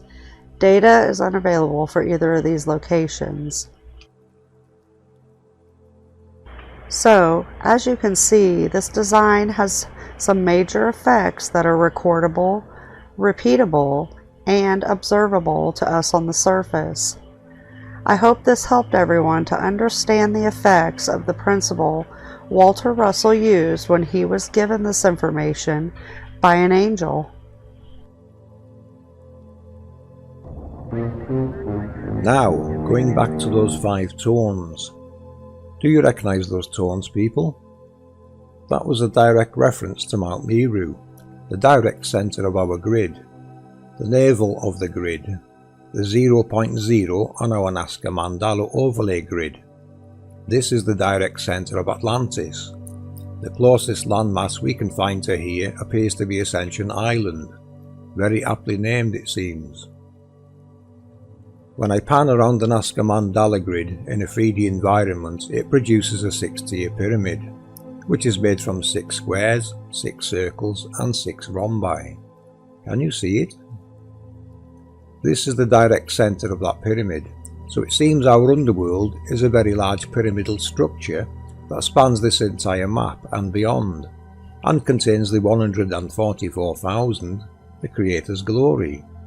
The descriptions found in all holy books of amazing places are references to what is in the underworld and beyond those international date lines. These are descriptions of the Creator's glory and references certain locations as in the book of Enoch, and his descriptions of the gates and their angles to one another.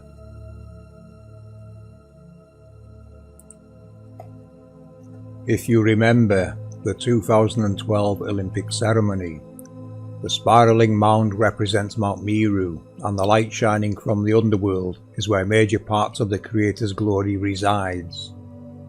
Then man comes from the underworld and starts the industrial and technological revolutions, the tree of life decoded and plundered. It has very obviously never stopped. Today they boast they can project their own sun and moon. We can find references to the underworld in every culture's beliefs. Here's Jack's dreaming. In ancient times, the concept of a hollow space within or below the surface of the earth was widespread throughout all cultures. This idea of a subterranean realm or realms became intertwined with further ideas of creation and afterlife. If we look to these myths and stories, we may find many similarities.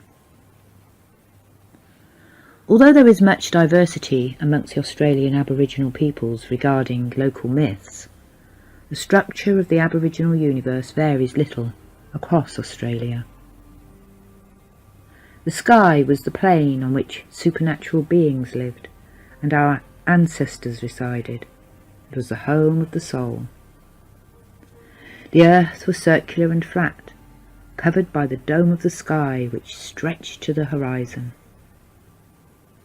The underworld plane resembled the earth plane and was inhabited by beings, but others believed it to be an empty void.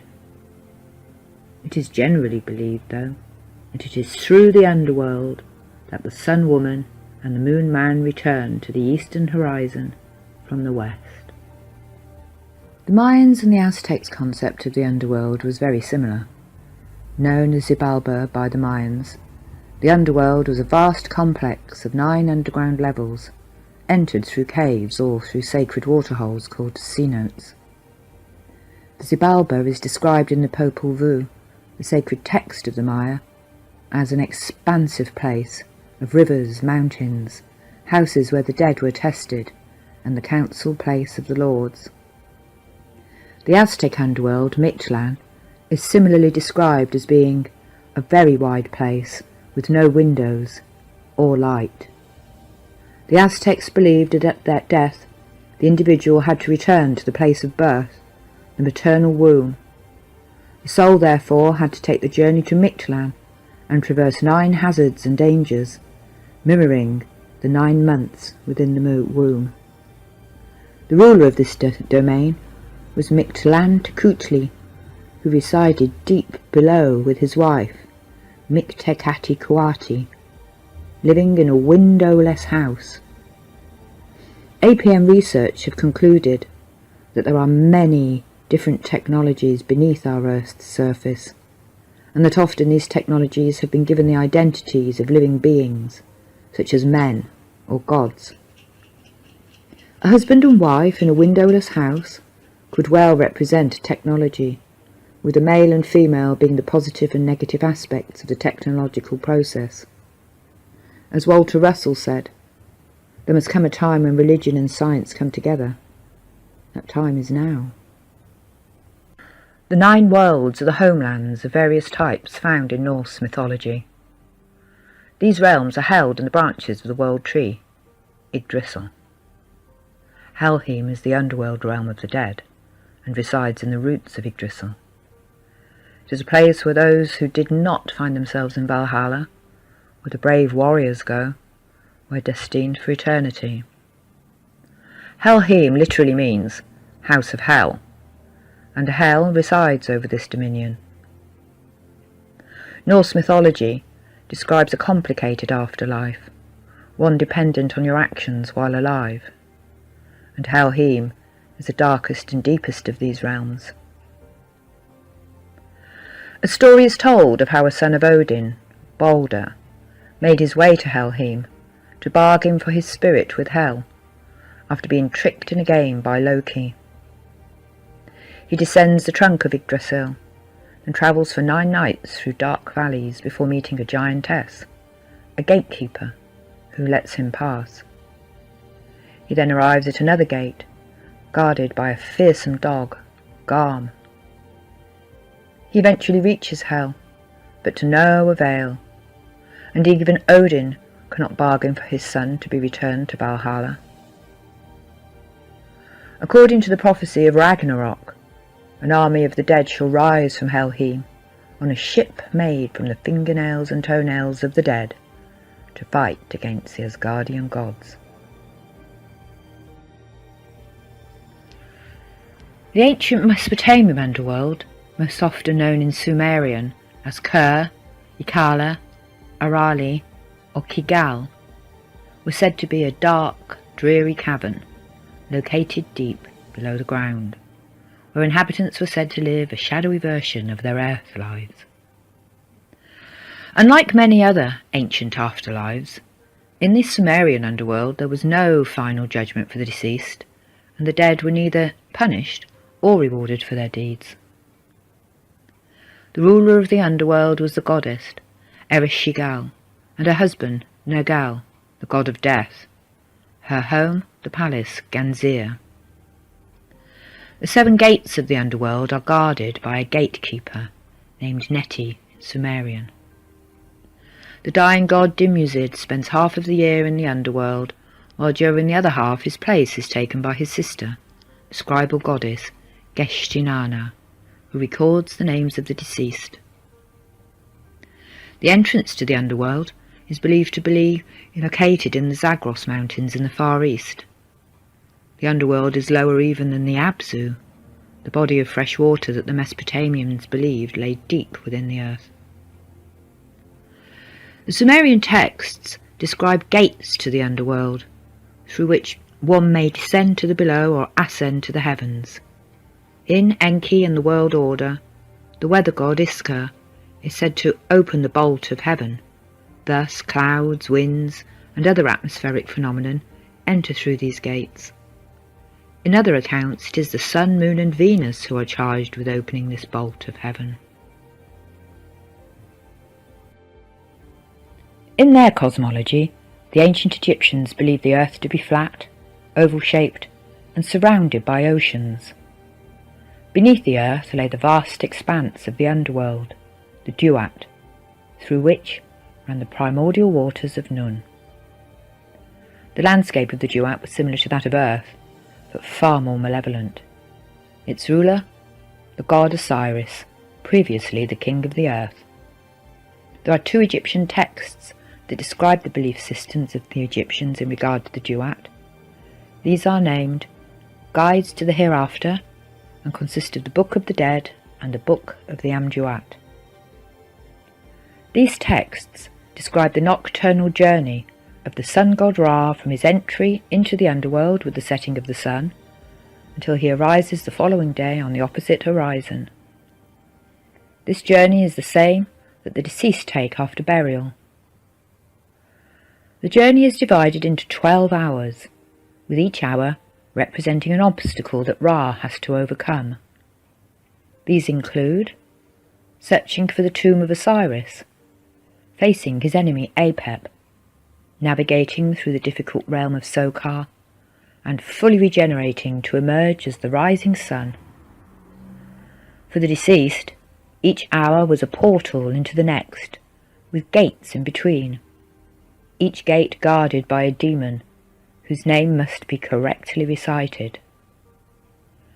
If successful, one would then pass into the Hall of Judgment, where you would recite the confessions of Mart, declarations of innocence from sinful deeds. You would then pass into the Hall of Mart to have your heart weighed in the weighing of the heart ceremony. Anubis takes the heart of the deceased and places it upon the golden scale balanced against the white feather of Mart, a symbol of truth and balance.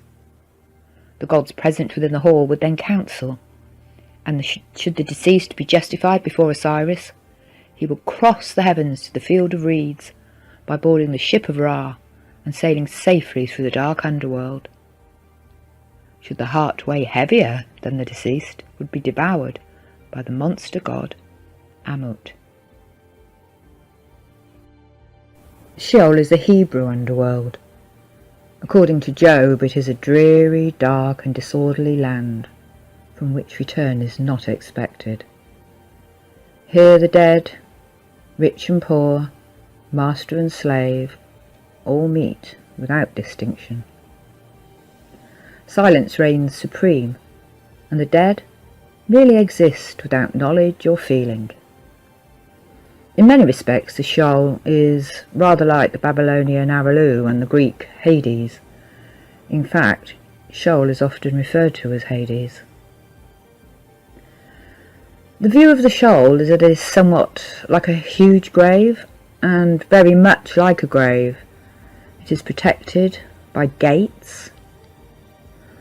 The Old Testament describes the Sheol as the opposite of the Promised Land. It is the exilic wilderness, and the bunker of the enemy Satan, the great dragon who was cast into this grave to eat dirt for eternity. Hidden deep beneath the earth, and ruled by the god Hades and his wife Persephone, the underworld was the kingdom of the dead in Greek mythology. A sunless place where the souls of those who died went after death, watered by the streams of 5 rivers, the Styx, the Acheron, the Cocytus, the Phlegethon and the Lethe.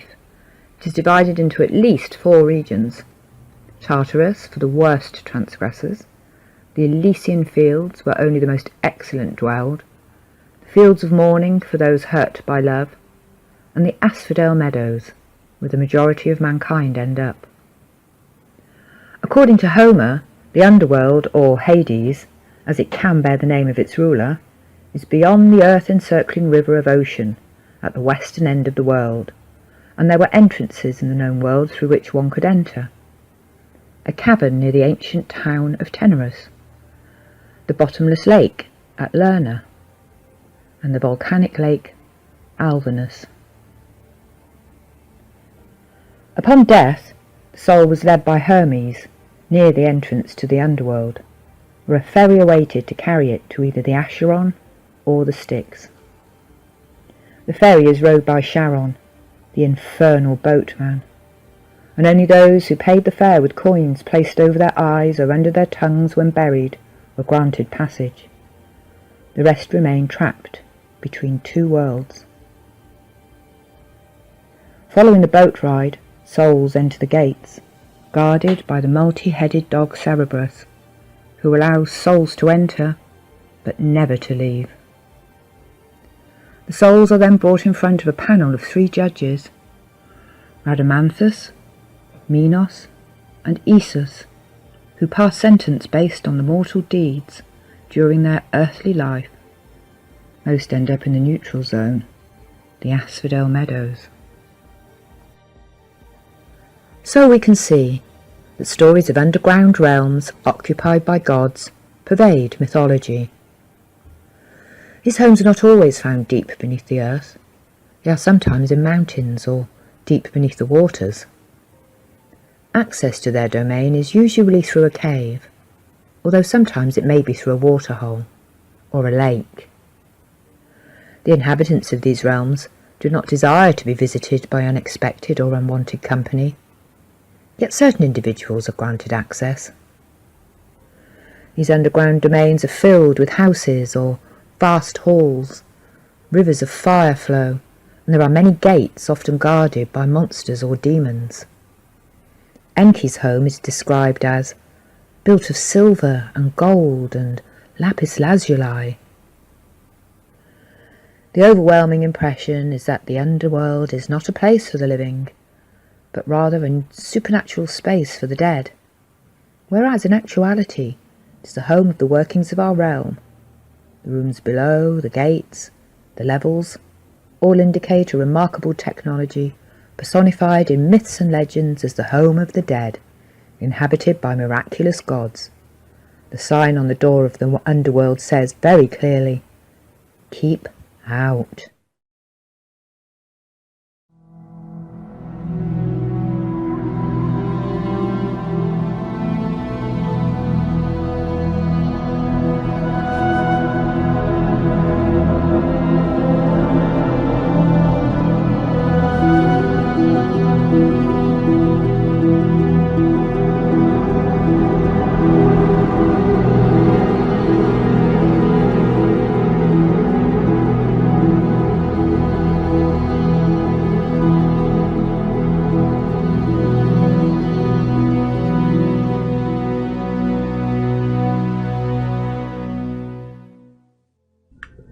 So, let's look at the connection between lava and magnetism today and work through how the lava is helping shape the magnetic flow through the realm.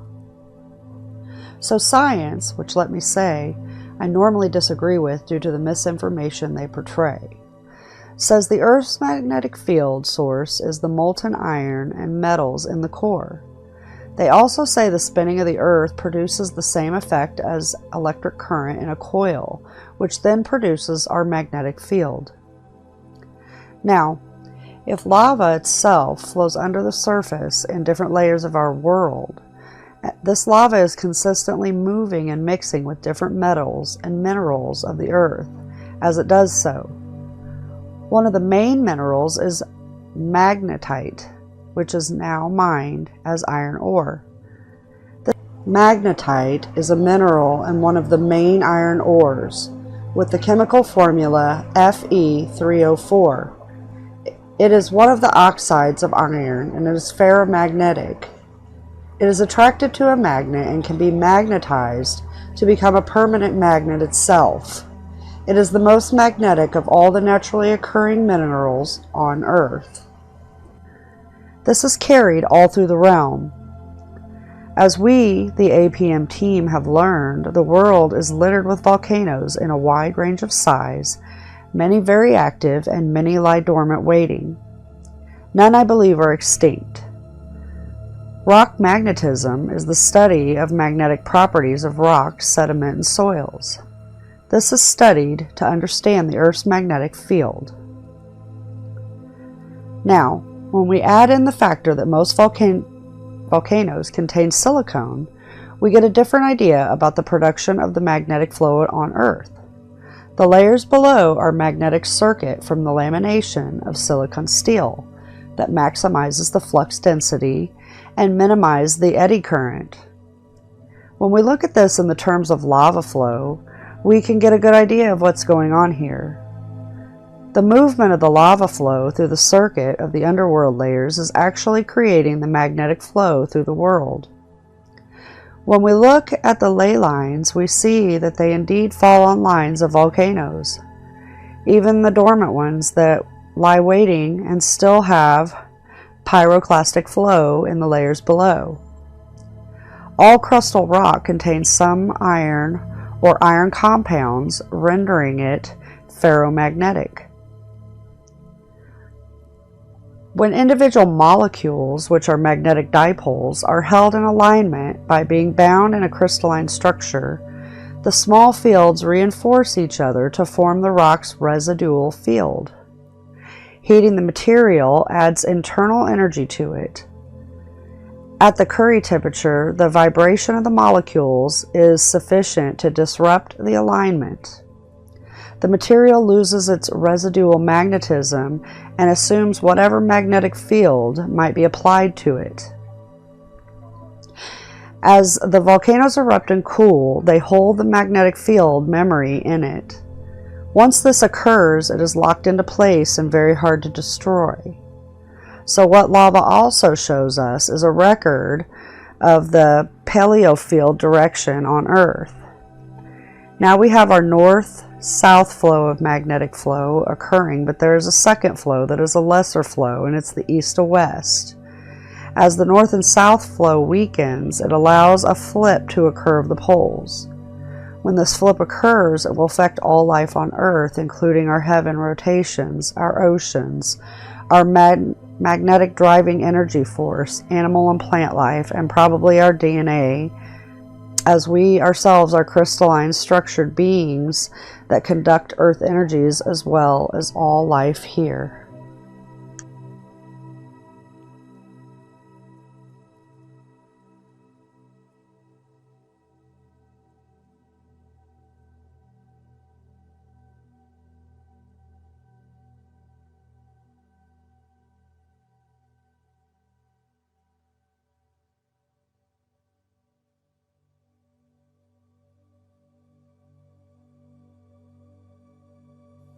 You will have heard us speak of star halos previously.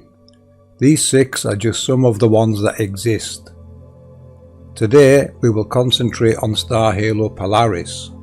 It probably has a different name, but this one will do for now. I made this animation to match what our stars and star trails are doing. Polaris is node 1 on this star halo. Its opposing node is Polaris Australis in South Antarctica.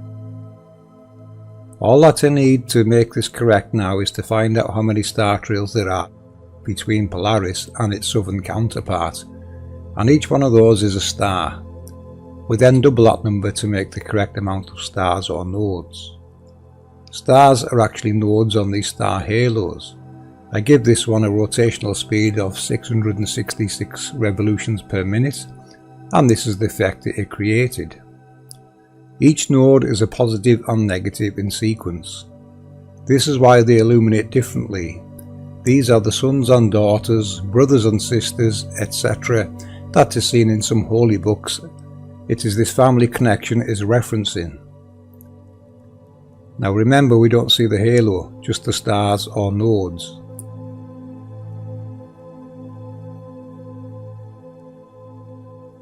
If you watch star trails in the north carefully, you will see there are small nodes and larger nodes.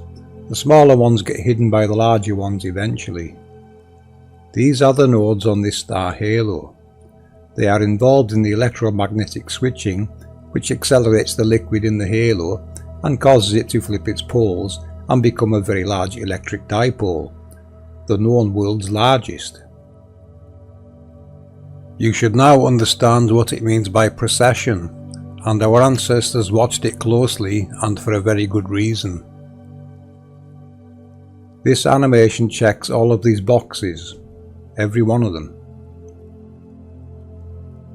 This is the gyroscopic nature of our world, is the field lines of these that we are seeing. There are also more star halos than these 6, which we will be adding over time. I have found a way to help locate them now.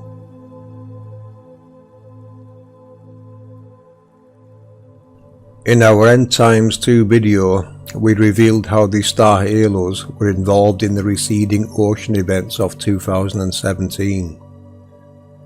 Anywhere they intersected land, the oceans receded. Scripturally, this is by design. Changes were made to the construct to help stop flooding. These star halos are those changes, and they seem to have worked. In this video, we identified one of the halos as Noah.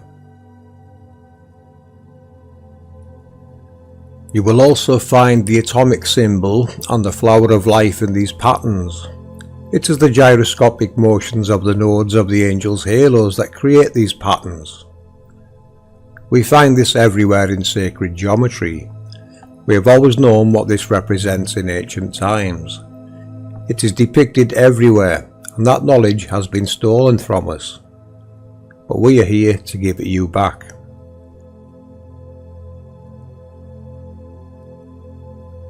We see a lot of people getting confused with the northern and southern star trails, as they think they rotate opposite ways. Remove yourself from the box. Step outside of that box and see that they are working together, as they are part of the same star halo mechanism.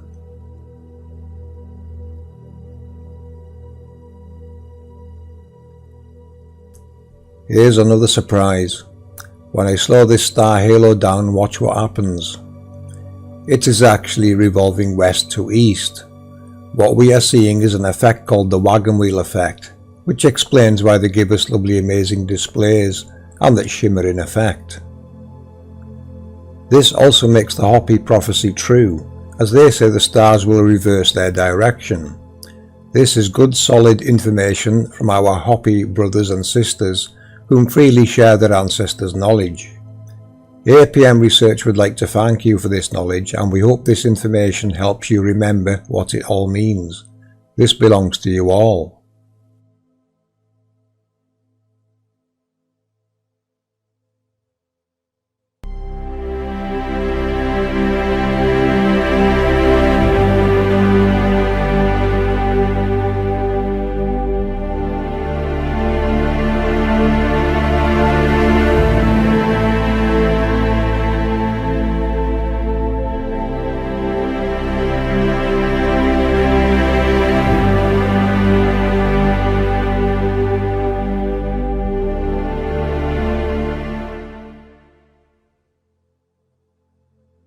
This brings us to the reset.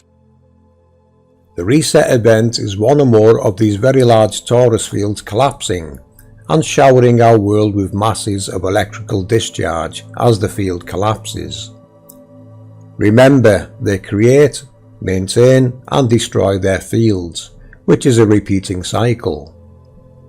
Locally, we see them from our smaller angels' halos, and we call them lightning storms. The fields around our star halos completely engulf most areas of the map. The biblical destruction we see in history is this event, and our generations will witness it. Mainstream will try to tell you it is an alien invasion or some other nonsense, as you will see nodes collapsing into the ground and seas, and even starting electrical fires on a scale we've not seen before. On this scale, the whole world is going to be affected. Famines, communications, the electrical grid, everything will be affected and more than likely destroyed by this event. The seas and oceans will have no choice but to react to these collapsing electromagnetic fields, and tsunamis and tidal waves will be common. Famines will be a very big problem, and mainstream are currently trying to make that worse. We need our farming, fishing and food at maximum production right now so we can prepare for hard times ahead, including a mini ice age. The data we've seen in our End Times Decoded videos gives us an insight what to expect. The lights in the sky they call Starlink are one of these collapsing fields. A change has happened and we are now seeing parts of the construct revealing itself as it goes into these changes. The previous reset was in the 1600s, and in the 1800s there were more destructive events. The 1800 events were more than likely one of these fields rebuilding itself or another mechanism involved. This is the nature of the angels. They create, maintain and destroy. And now you know it relates to building and destroying their electromagnetic field, which is part of how they are involved in creation processes. These are the Creator's glory, and this is how they operate. The eyes around about it, as described by Ezekiel, are our stars or nodes on these star halos. We modeled this from a level Earth perspective, showing different comet trajectories. These comets are prominent nodes from various star halos. Their paths show us roughly which star halo is creating them, depending on when they were first noticed. This animation helps us reveal the field. This is also why meteor showers are timed events as well, because they are timed with the motion of the star halos. What we consider the showers to be are elements being converted to matter by this electromagnetic technology. This is the alchemy of the technology, the positives and negatives of the creation, and it follows the rule of 8 just as semantics. It is the universal law in this construct. Let's talk about bow shocks from an APM perspective. A bow shock occurs when the magnetosphere, which is the area surrounding our luminaries, in which the magnetic field is the predominant effective magnetic field. So when this magnetosphere of a celestial object interacts with nearby flowing opposing forces in its path, such as the solar wind, it is the boundary at which the speed of the stellar wind abruptly drops as a result of its approach to the magnetopause. A common complication in astrophysics is the presence of a magnetic field. For instance, the charged particles making up the solar wind follow spiral paths along magnetic field lines. The velocity of each particle as it gyrates around a field line can be treated similarly to a thermal velocity in an ordinary gas. And in an ordinary gas, that means thermal velocity is roughly the speed of sound. At the bow shock, the bulk forward velocity of the push, which is the component of the velocity parallel to the field lines about which the particles are gyrating, drops below the speed at which the particles are gyrating. The Sun is radiating spiraling charged particles from the torus field it creates. We see this in the Parker spiral. This is a localized event. Science calls this the solar wind, which is the spiraling magnetic field. We at APM know this magnetic field to originate from angel technology, the sun's halo, and modern terminology is a particle accelerator. Bow shocks form at comets as a result of the interaction between the opposing forces and the cometary trajectory of travel. As one approaches the sun, the opposing electromagnetic forces of the sun reveals gas being released from the cometary nucleus, revealing an atmosphere called a coma. The coma is partially ionized by sunlight, and when the opposing forces pass through this ion coma, the bow shock appears. This is not unique to the sun, as every luminary will have this pressure wave, and it's only revealed when a force is opposing it. From an APM perspective, you must always assume that a comet has a tail. The only reason you don't see it at times is because of distance, perspective, or lack of opposing forces. The first observations of the bow shock were made in the 1980s by comets Giacoboni, Halley's Comet, and Grigg Comet. It was then found that bow shocks at comets are wider and more gradual. These observations were all made near the perihelion, when the bow shocks became visible due to the opposing force. The perihelion is when the comet comes to the closest point to the sun that it's going to get.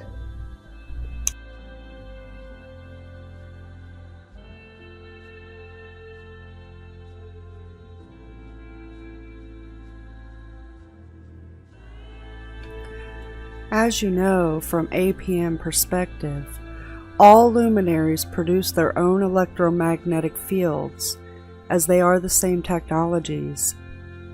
The only difference would be their frequencies, their perspective layers, and the products that their layers allow them to interact with.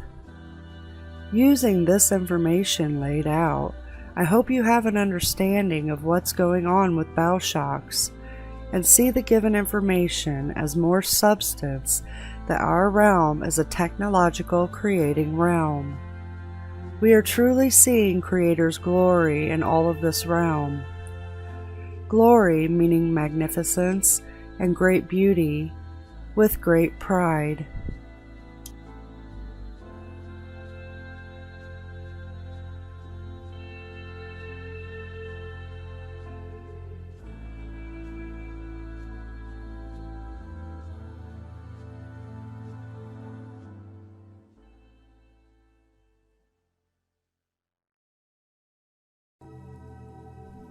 I mentioned near the start about a time for reflection. If I could give you any advice, it would be this. Do not gaze into the vortex too long, as it will consume you, as it has done to these people involved in hiding and stealing this. However, even for them it is not too late. Everything within this construct is recorded. Even Walter Russell tried to warn you about this. Man has to know when to stop, and these people have crossed the line. They've opened Pandora's box and are now hell-bent on hiding what they're involved in, hence your world falling apart right now. Anyone going down this path becomes the enemy of humanity, as they try always to hide the Creator, their glory, and all that they have done in their attempts to steal it.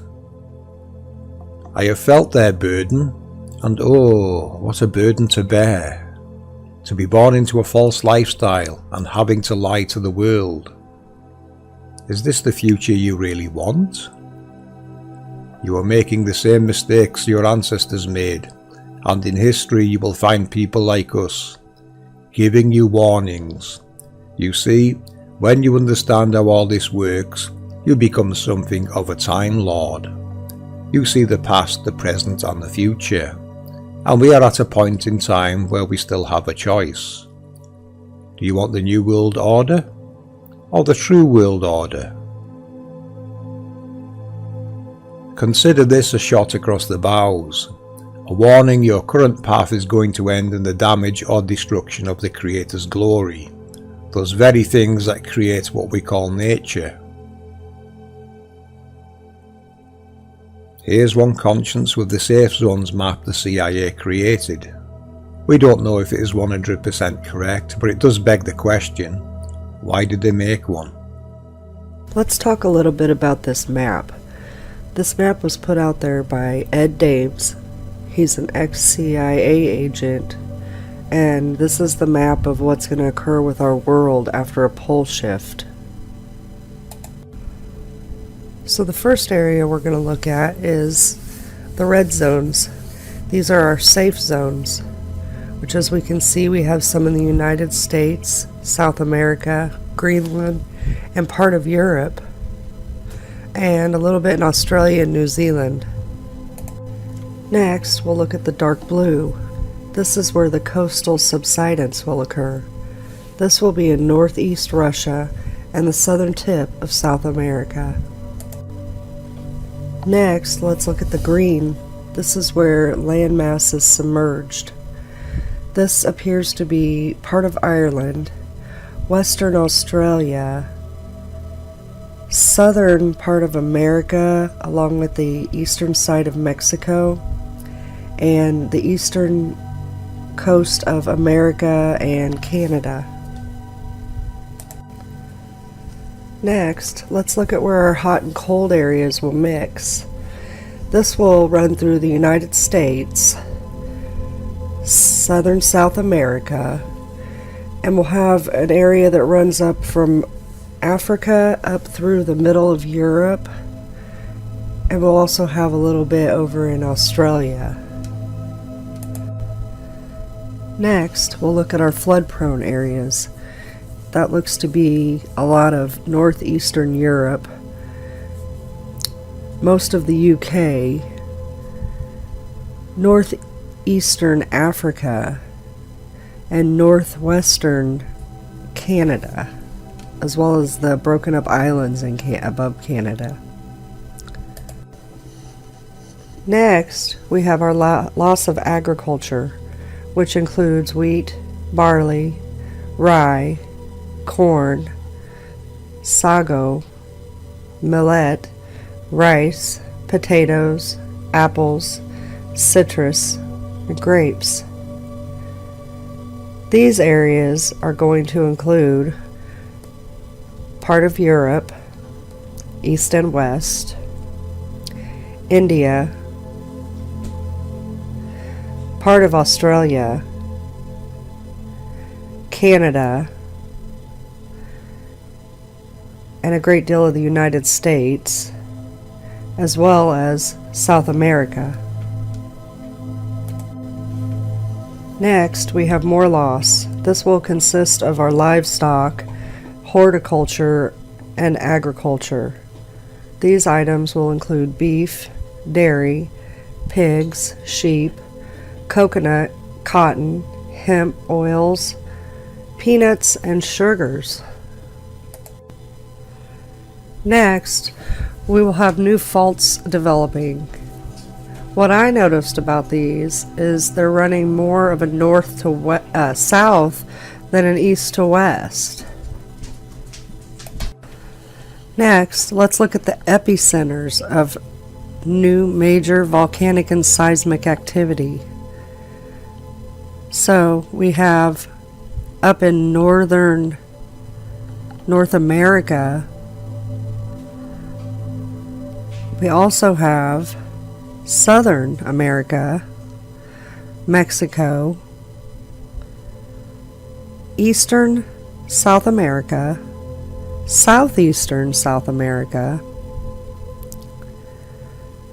We're also going to have new activity in Iceland. We have activity in Europe and Asia. all across. We also have a major new epicenter for great activity, which sits right about where the area that I think there's one very large volcano that runs about 1,600 miles across and 1,600 miles north and south.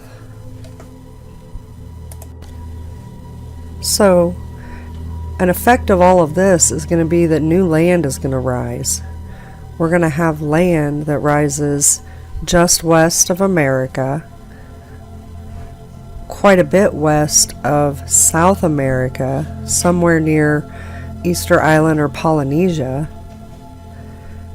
We're also going to have land that emerges southeast of Greenland, as well as the northwest of Europe. So, I hope that this information gives us somewhat of an idea of where is safe and where is not, and what we need to do to survive.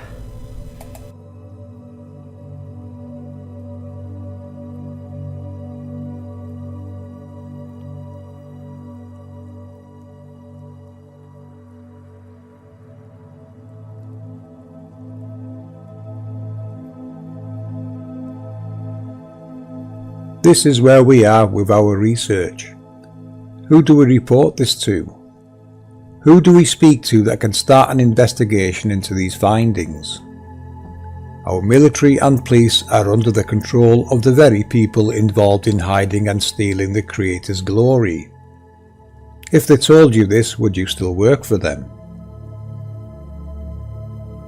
As you can see, people, we have some very serious times ahead, and it is going to take a combined effort to get through this. Good luck, people, and share this everywhere. The future depends on it. This is an APM Research decode. Come go with me. Open your mind.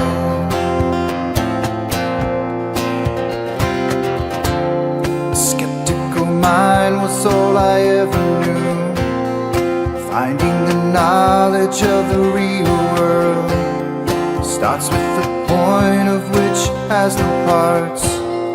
These are the axioms of life, and I take my chances with the old ways, finding the proofs in geometry.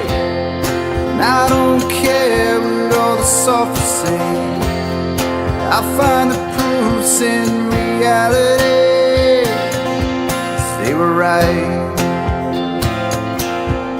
We know that they were right.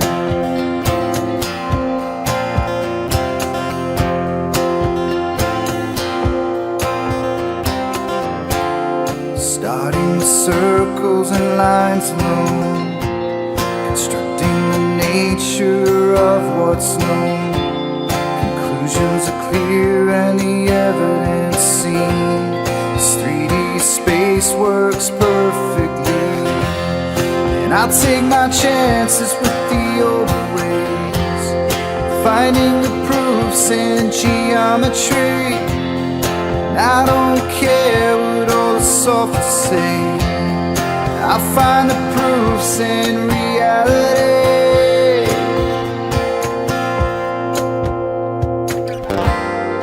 When all around you is sinking sand, you'll have a place on which to stand. Foundations were already built for you, so open your mind.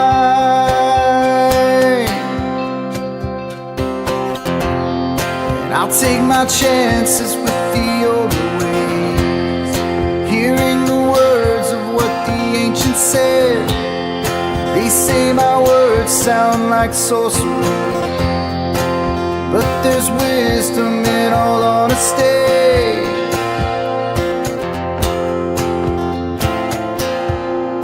Come go with me. Open your mind. Come go with me. the truth.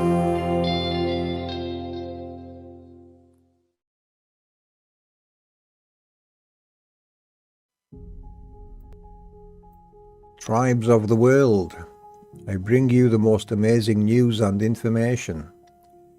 For over 8 years now, this research team has been doing a live research, decode and investigation into what this world is and how it works.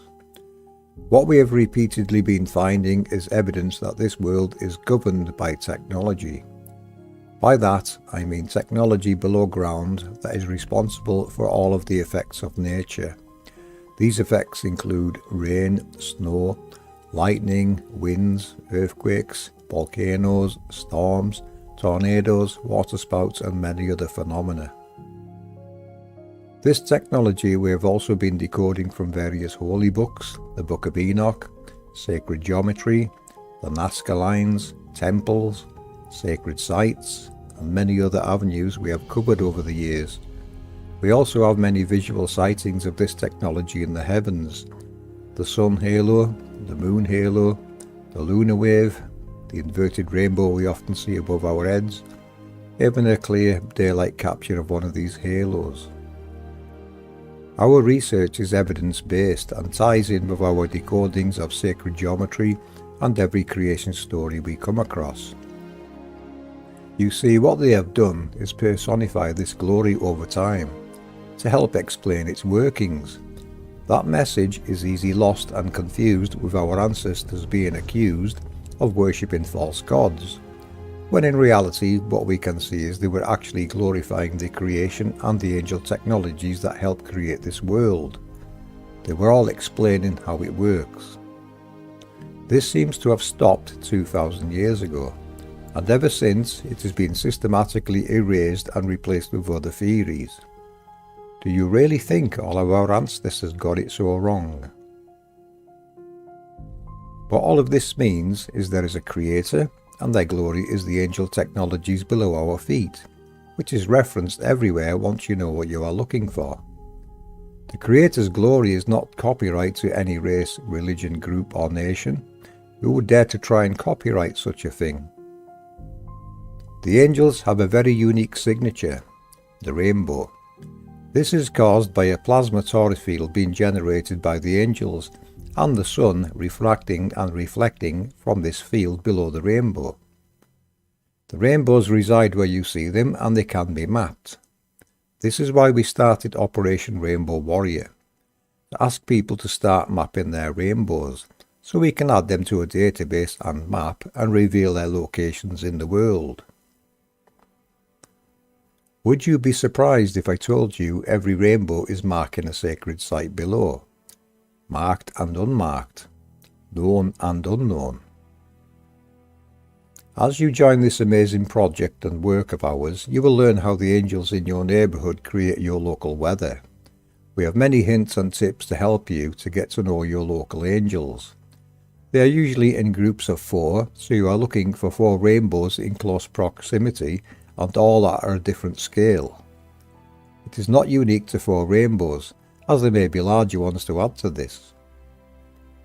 We have released many videos over the years and done several interviews on the subjects we have covered, from the correct world map, how they seal the off to hide there is a beyond in all directions, and how the seasons work within this map using a decode I did of the Nazca mandala, as I overlaid it with maps until I found the correct map, of which is the Mercury map.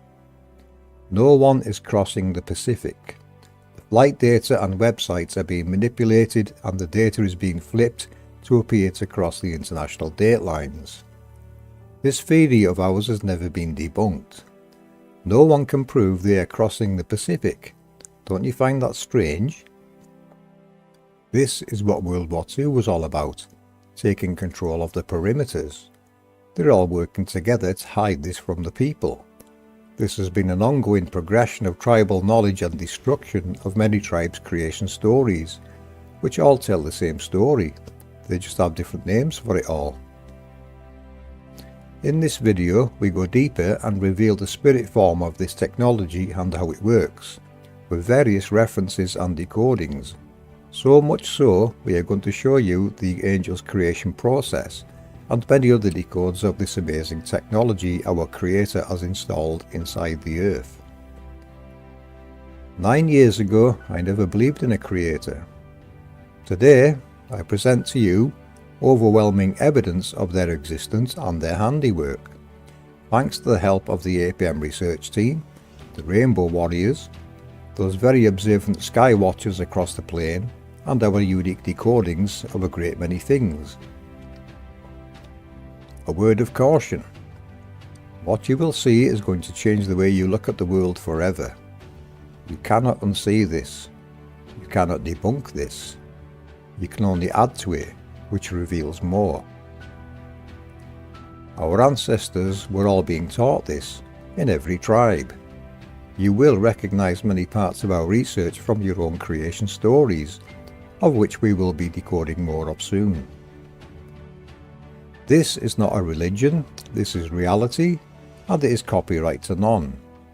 It is the birthright of every human being to know of this glory, to understand how it works, to partake in its grace, and to protect it from human interference, sabotage, reverse engineering and theft.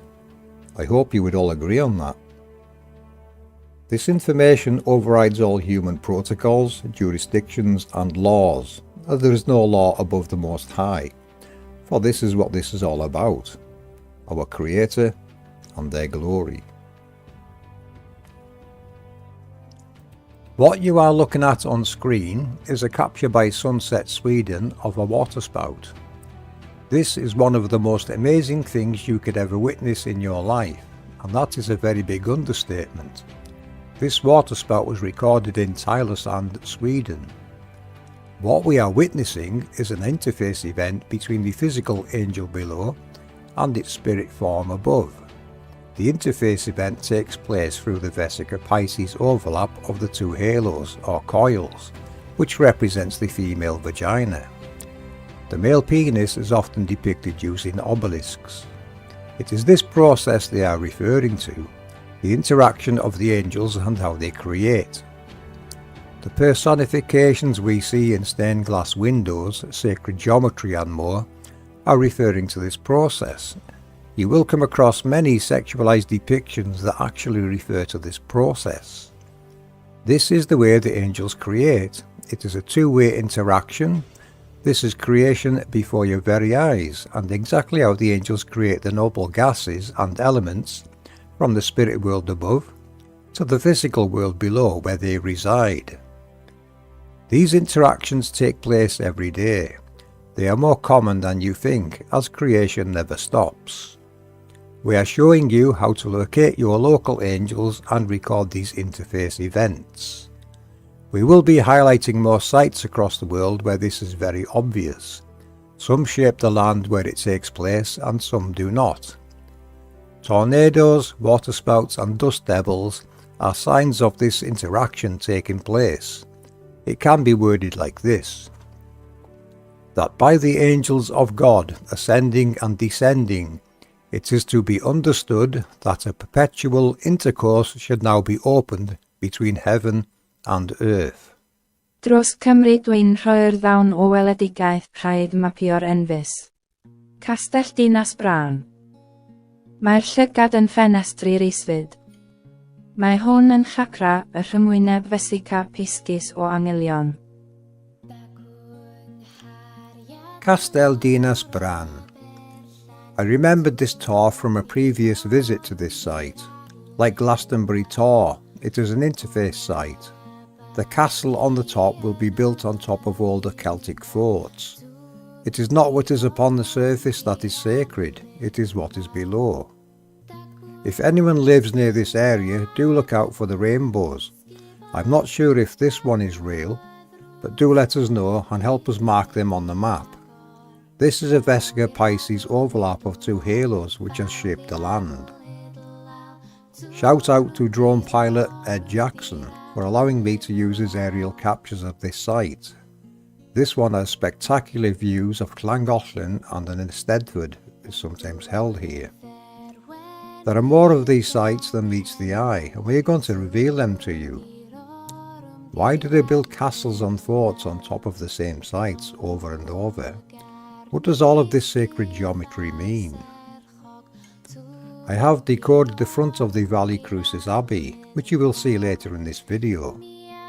It all refers to the Creator's glory below these sites. Just locate their rainbows.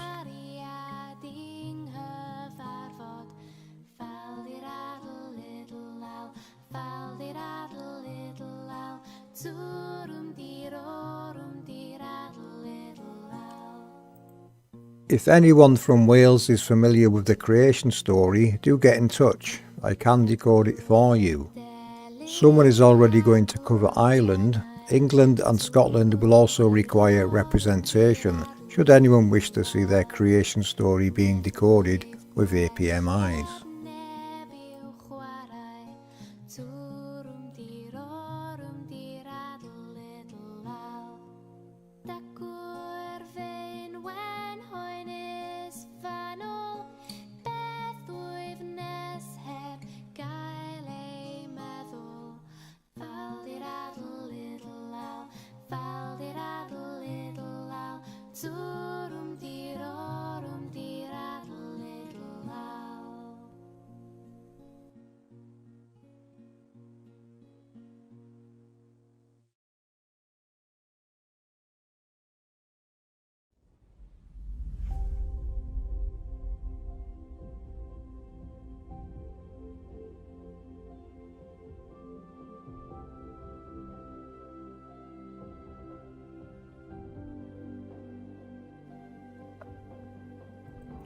This is a capture of a rainbow over a wind farm in Allenby Bay, Cumbria, on the Solway Firth, England.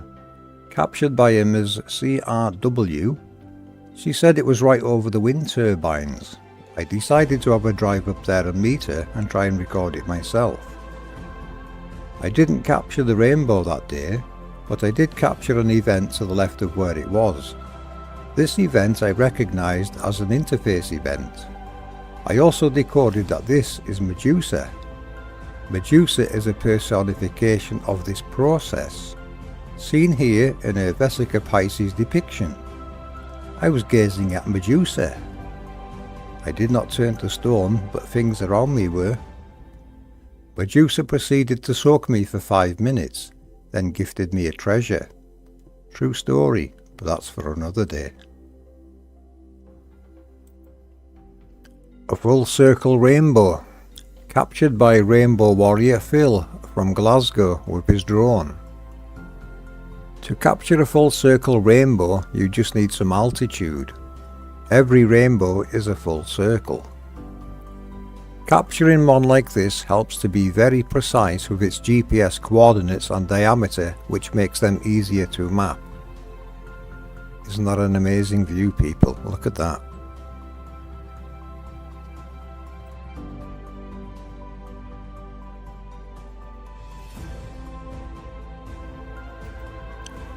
This is a capture by Rainbow Warrior Seeker. Pay attention to the small tree on the left. This is registering an activation from a local angel. You will notice the winds rushing towards it, which helps locate them. On the opposite side of the tree, we always notice a bare patch, which may be caused by the winds rushing through from that direction.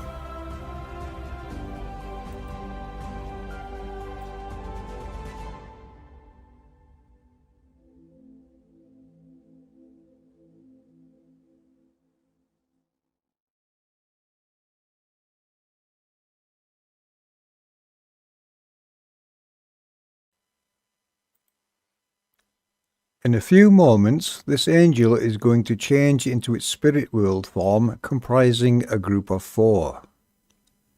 I did this decode several months ago, which helped decode a great many other things which will follow.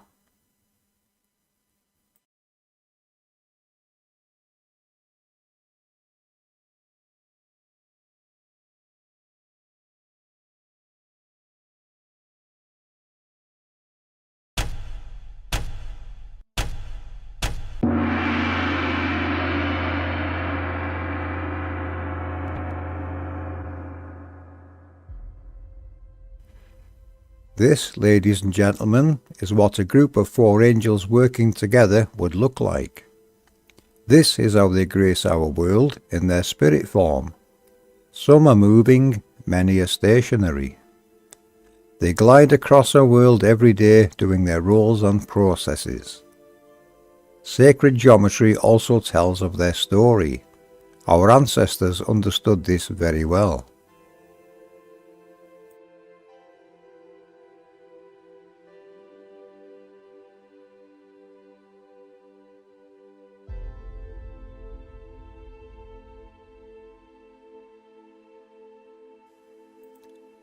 Do you recognize this? You should. This is Saturn. Saturn's rings are actually its own rainbow. Mama Angel had never seen Saturn before, so I recorded it on my P900 for her. This one's for you, Mama Angel. They say it is 886 million miles away. I don't think so.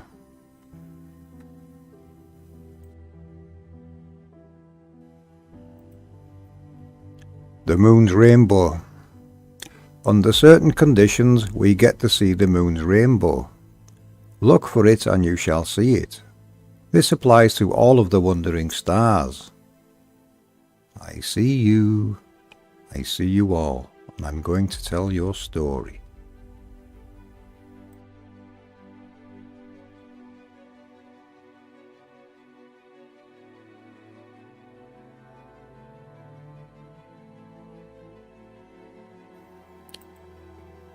First, we will deal with the base layers of 4. This is how I see their configuration and naming convention. Doesn't cutting Medusa's head off make more sense now? This also helped me decode the 400-year reset pole shift event further. Notice how the 4 halos create this configuration.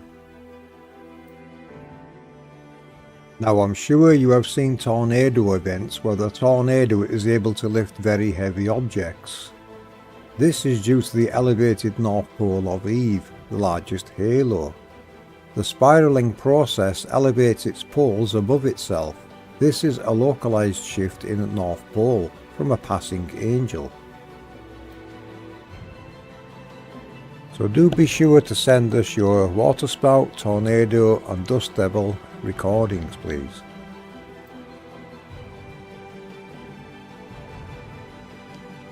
This will give you a better idea of what's taking place local to you. Notice the wind direction changes.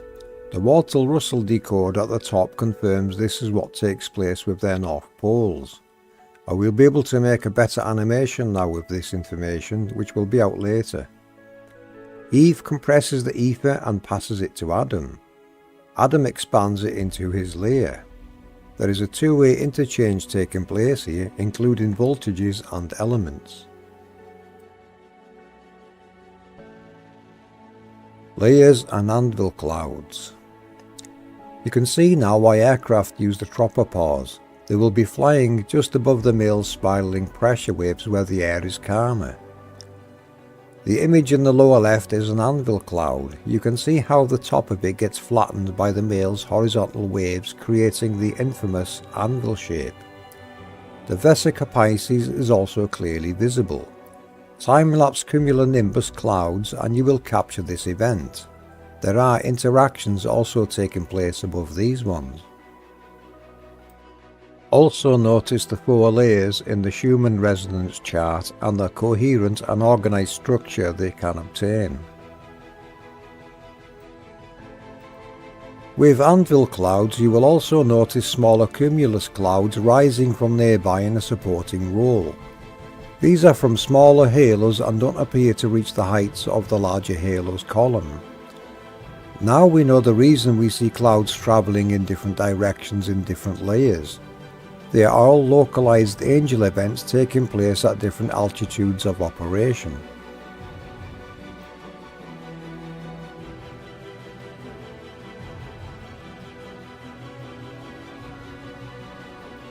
Analog and digital representations. In this decode we see digital is not a new format. The ancients knew it very well.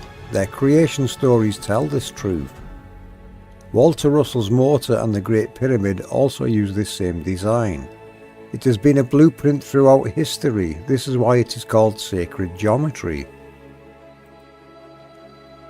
Pillars, layers and temples. In this decode we see how temples represent the truths of the layers, the female vertical columns and the male horizontal planes. This can be found in every culture under many guises and depictions. Atlas is often featured in this role with his plasma torus field on his shoulders. Eve's cone even plays a part with her elevated North Pole. Statues such as Easter Island with a layer or hat on their heads are also depicting the layers. They represent columns and layers. This is how the angels elevate themselves into the sky. It is a very, very clever use of electromagnetics, electricity being 90 degrees in opposition to magnetism. The Sacred Cross decoded.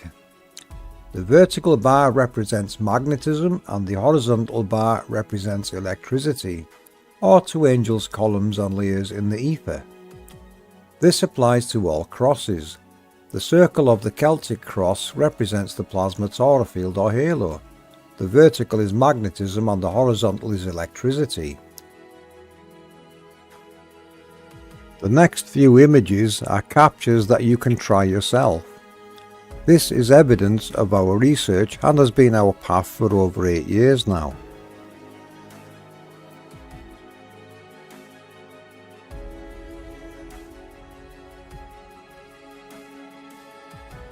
There is an order to the creation of elements and the noble gases. This chart made by Walter Russell shows the order things are created in. All motion is curved. All curves are spiral. All spirals are from the halos of angels and are pressure waves. As a group of 4, we create these 4 divisions, 2 male and 2 female, each one representing the 4 spirit angels operating within the ether. These are the 4 faces of the angels. When all 4 angels are operational, this is the Trinity. They will assemble themselves into the sky above that location. This is then their spirit world form. The first 3 spirals do not produce any elements. The creation process starts after that, as the Queen's spiraling cone tightens and rises. The King's cone will come from the duality that is created above this location and will meet with the Queen's cone through the Vesica Pisces. This is often depicted as an angel with a sword. The sword represents the interface event. This is why the King must ask the Queen for permission to use the sword. The interface process starts and ends with the Queen. When we start up, you will notice a difference in wind speed. As this increases, so do the magnetic and electric pressures that can be witnessed upon the surface, as they register as winds and waves. These are our spiraling pressure waves of electromagnetism. They modify the ether into a coherent form that is structured and can be manipulated. It is also alternating current due to the polarities constantly switching from our halo's poles. I am the cathode.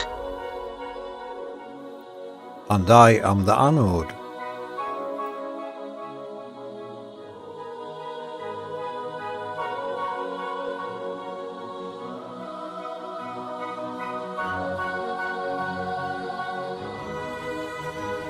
Permission to use my sword, my queen. Yes. Let's show them the process. Permission granted, my king.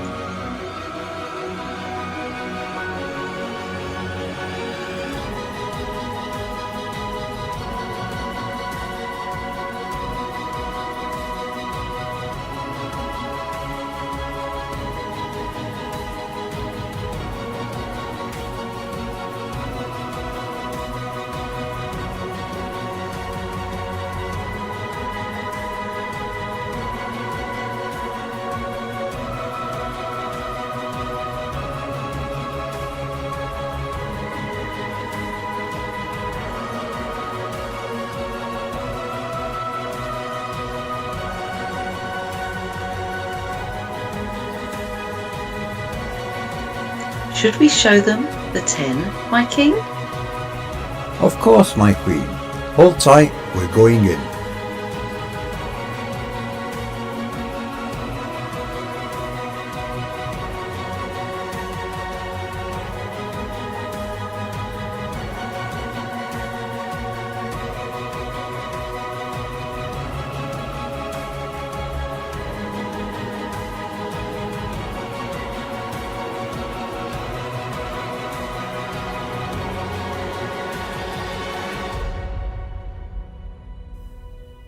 I'm sure you would agree our interface event is not much different to your own.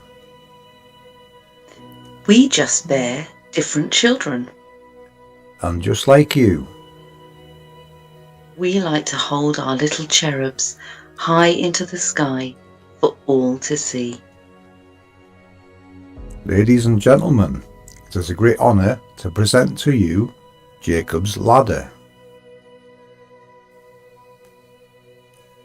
I command stations 1, 3, 5, 7 and 9. And I command stations 2, 4, 6, 8 and 10. I am the Alpha. And I am the Omega. I am the beginning. And I am the end. Forever. And ever. And ever. And ever. And ever. And ever. And ever. And ever. And ever.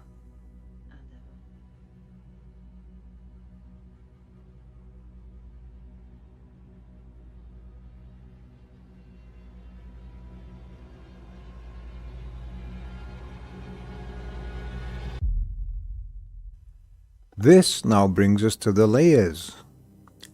With these decodings and knowledge, we can now structure the layers accordingly.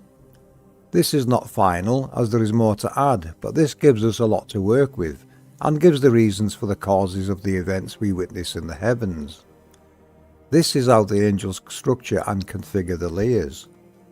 Expect a future update on the layers at some point, but for now this will work fine and answers a great many things.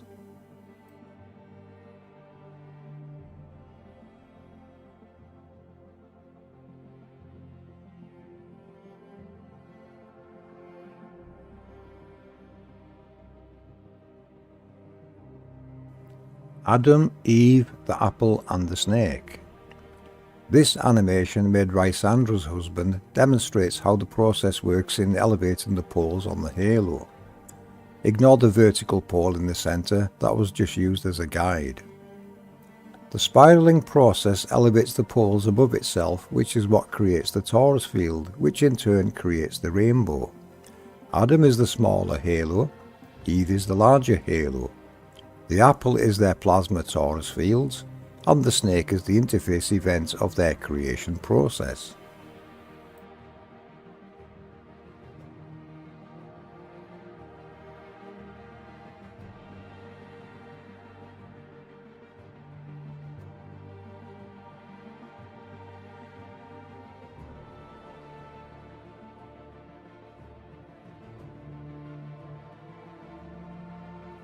And now the Valley Crucis Abbey decode. This is how I decode sacred geometry of the old buildings. This applies to all buildings of sacred design, including the Tartarian designs. This is a group of 4 angels. Notice Atlas can play 2 roles, one where he is in a supporting layer.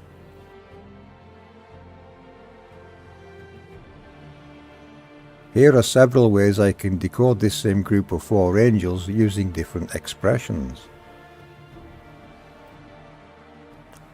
I hope we have explained this in an easy to understand manner and given the Creator's glory some justice, and of course given you answers you have been long seeking. As always, if unsure, ask us questions. We love questions. You are all welcome to join our Discord and our Operation Rainbow Warrior program. We have a great team of people working there and more are joining. With this knowledge you will have revelations of your own. Enjoy them as we do.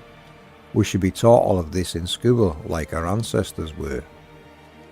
This knowledge is the birthright of every human being. It is the story of the creation of our habitable world and the luminaries by our Creator and their angels. We give you this knowledge freely and honestly, and trust you will share it and not profit from it. We are showing you the glory. You can go outside and prove this to yourself. Get to know your local angels. For the record, no one on the team is suicidal, and all are in good health. Should any one of us be attacked in any way, we will take that as an attempt to hide the Creator for the very obvious reasons we have been decoding and revealing to the world over the past 8 years. I dedicate this video to my mother, Mama Angel, whom I had been given very advanced knowledge over the past 3 years of this research to take to the other side. Love you, Ma. This is an APM Research decode.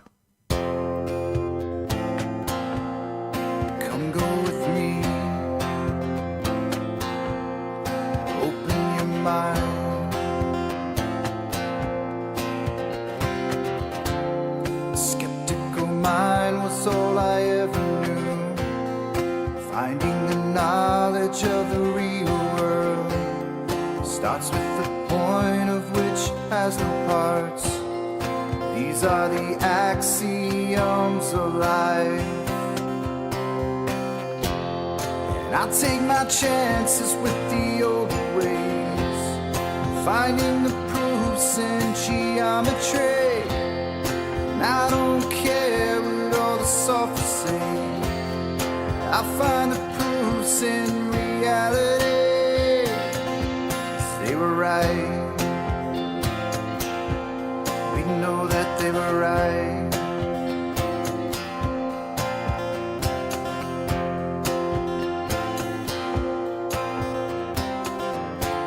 Starting circles and lines alone, constructing the nature of what's known. Conclusions are clear and the evidence seen. This 3D space works perfectly, and I'll take my chances with the old ways, finding the proofs in geometry. And I don't care what all the sophists say, I find the proofs in reality.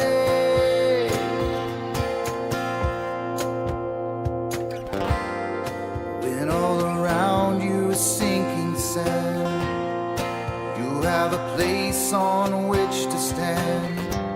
Foundations were already built for you, so open your mind, and I'll take my chances with the older ways, hearing the words of what the ancients said. They say my words sound like sorcery, but there's wisdom in all honesty.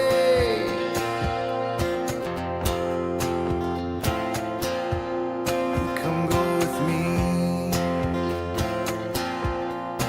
open your mind. Come go with me, we'll find the truth.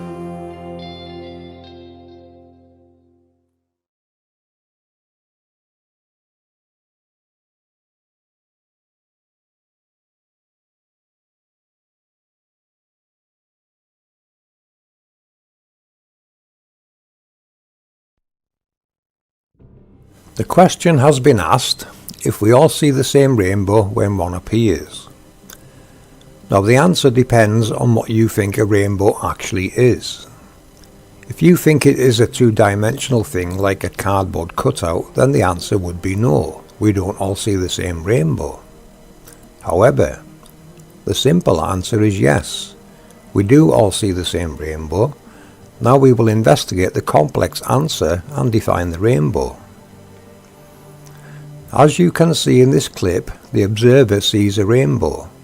The incidence of light from the sun behind him aligns the rainbow to his perspective. Now we pan around to observer 2, and as you can see, the rainbow revolves with the shift in perspective. as it also does to the observer free. So what we have is something that the sun is illuminating that changes its angle due to sun location and perspective. What we are really looking at is a half sphere sticking out of the ground which reflects and reflects light. This is what creates the colours of the rainbow, similar to a prism but spherical. A time-lapse will show you the rainbow merely revolves around this sphere as the sun moves. If you can view it from above, you get to see the full circle rainbow, created by this sphere. We walk, fly and drive through rainbows every day, we just don't see them. But they are always there. Every rainbow you have ever seen since you were a child is still there today in the exact same place. When cars drive alongside the field of one, the rainbow will appear to move. This is due to the vehicle moving and the light still illuminating the sphere, which will appear to move in front of you like this video clip shows. It is really the sun illuminating the field ahead of them. This stops when they exit the field, or the sun can no longer illuminate it due to clouds or other obstacles. So you can drive through a rainbow, you just don't understand that it's not a two-dimensional thing, but a three-dimensional sphere that resides there, permanently.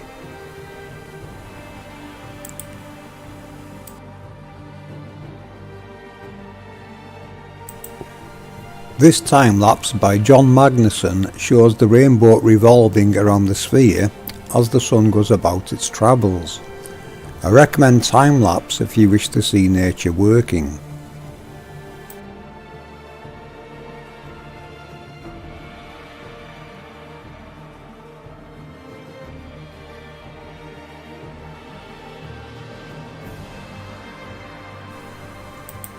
This full circle rainbow was captured by Nugmeister with his drone in Wicklow, Ireland.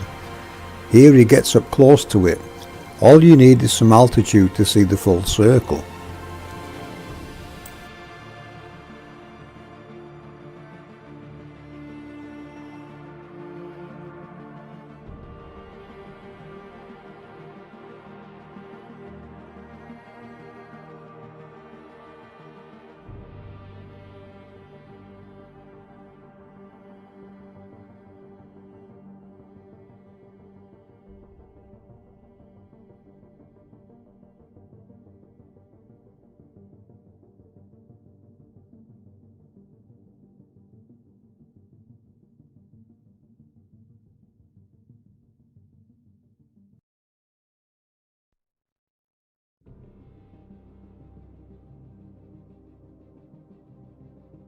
Decoding the Rainbow, Cause and Effects Part 2. Now that we know the rainbow is a localized event, you can study the localized weather that gets created in your locations. The most obvious are the winds, clouds, rain and lightning. All of these can be tied to local events.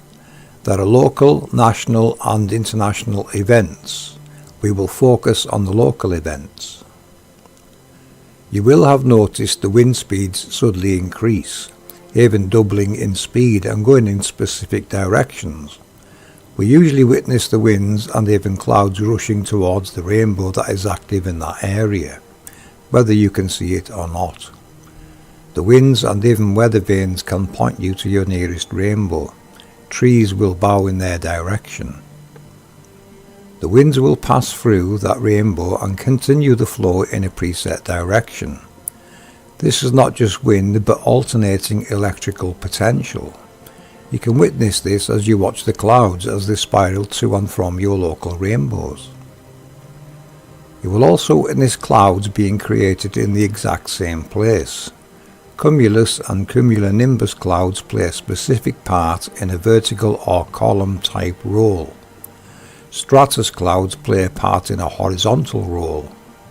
The anvil cloud is a perfect example of these two processes where one creates the column and the other flattens the top due to its horizontal spiraling effect.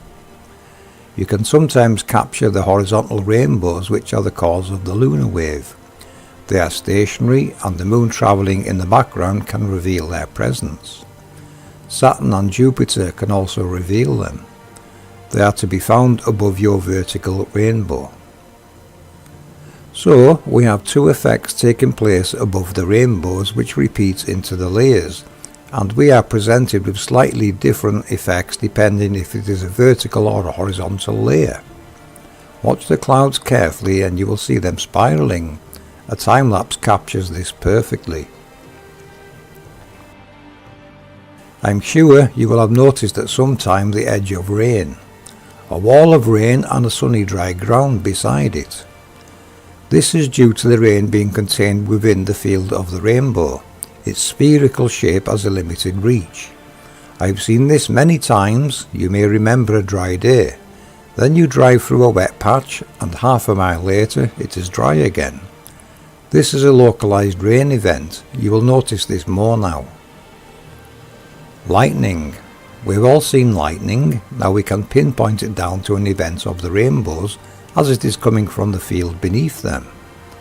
It is a localized event showing us this field is electromagnetic in nature. We see lightning coming downward and also going upward.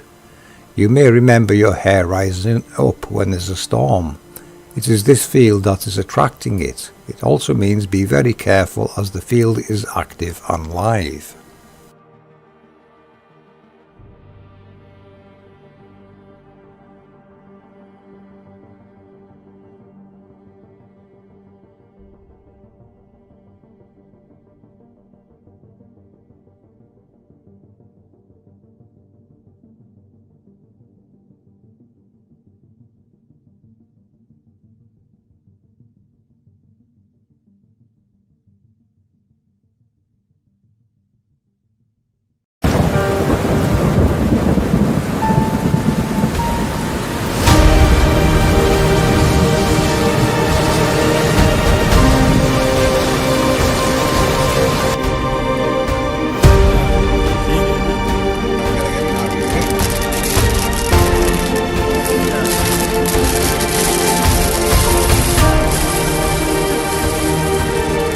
Sky. It's raining on one side of the street.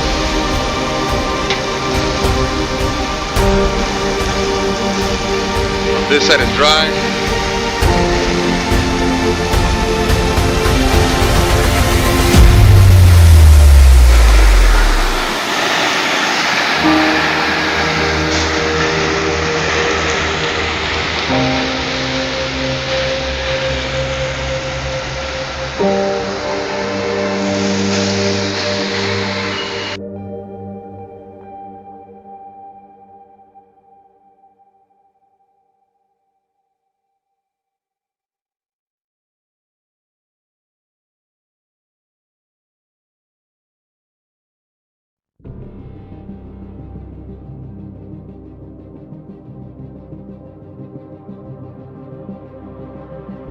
Do you know the sequence of colours in the rainbow? Indigo, blue, green, yellow, orange, red, violet and ultraviolet.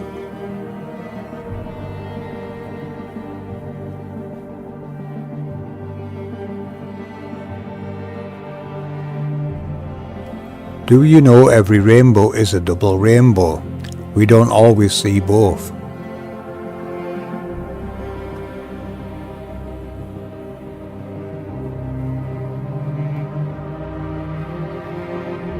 Do you know the colours of the outer rainbow are inverted? This field behaves like a spherical prism.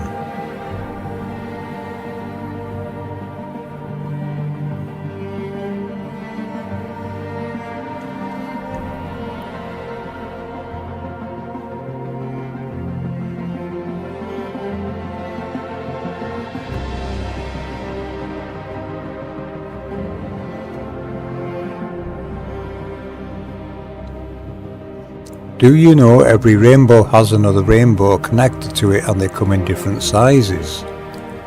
Have you ever seen a rainbow more than once in the same place? Do you know rainbows reside where we see them?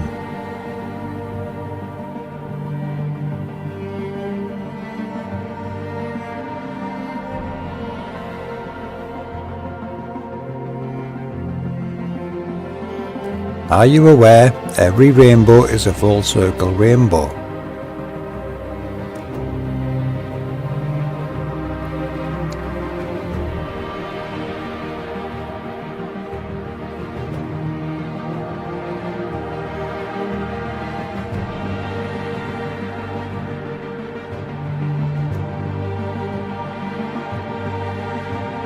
Are you aware it is possible to locate a rainbow by spraying water with the sun behind you? The real rainbow is being focused down into the spray from behind or above you.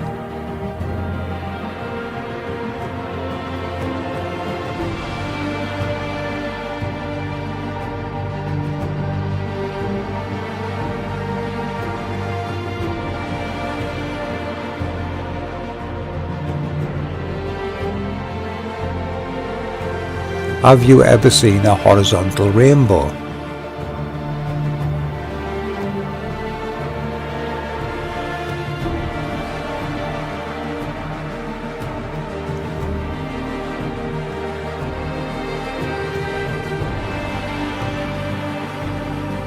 Are you aware that trees bow towards the rainbow?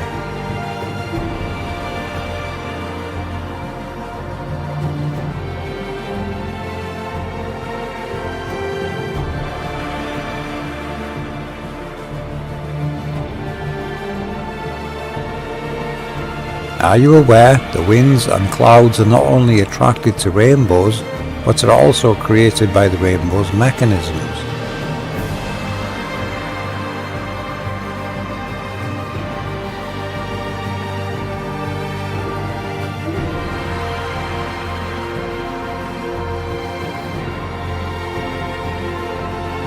Are you aware rainbows create your local weather?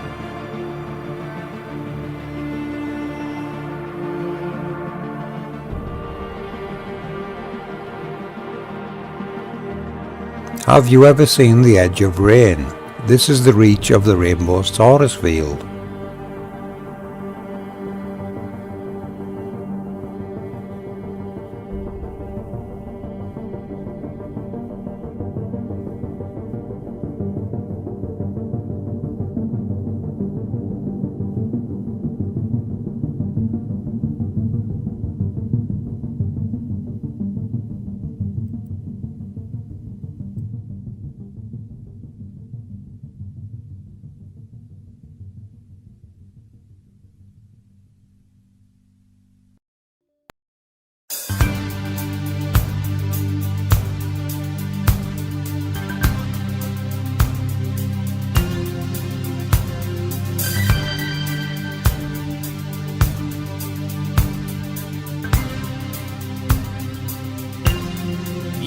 Turn me on. You lift me up like the sweetest cup I share with you. You lift me up. Don't you ever stop. I'm here with you. Now it's all or nothing, 'cause you said you follow through. You follow me, and I follow. What you gonna do when the things go wrong? What you gonna do when it all backs up? What you gonna do when the love comes down? What you gonna do when the flames go up? Who's gonna come and turn the tide? What's it gonna take to make a dream survive? Who's got the time to come and start?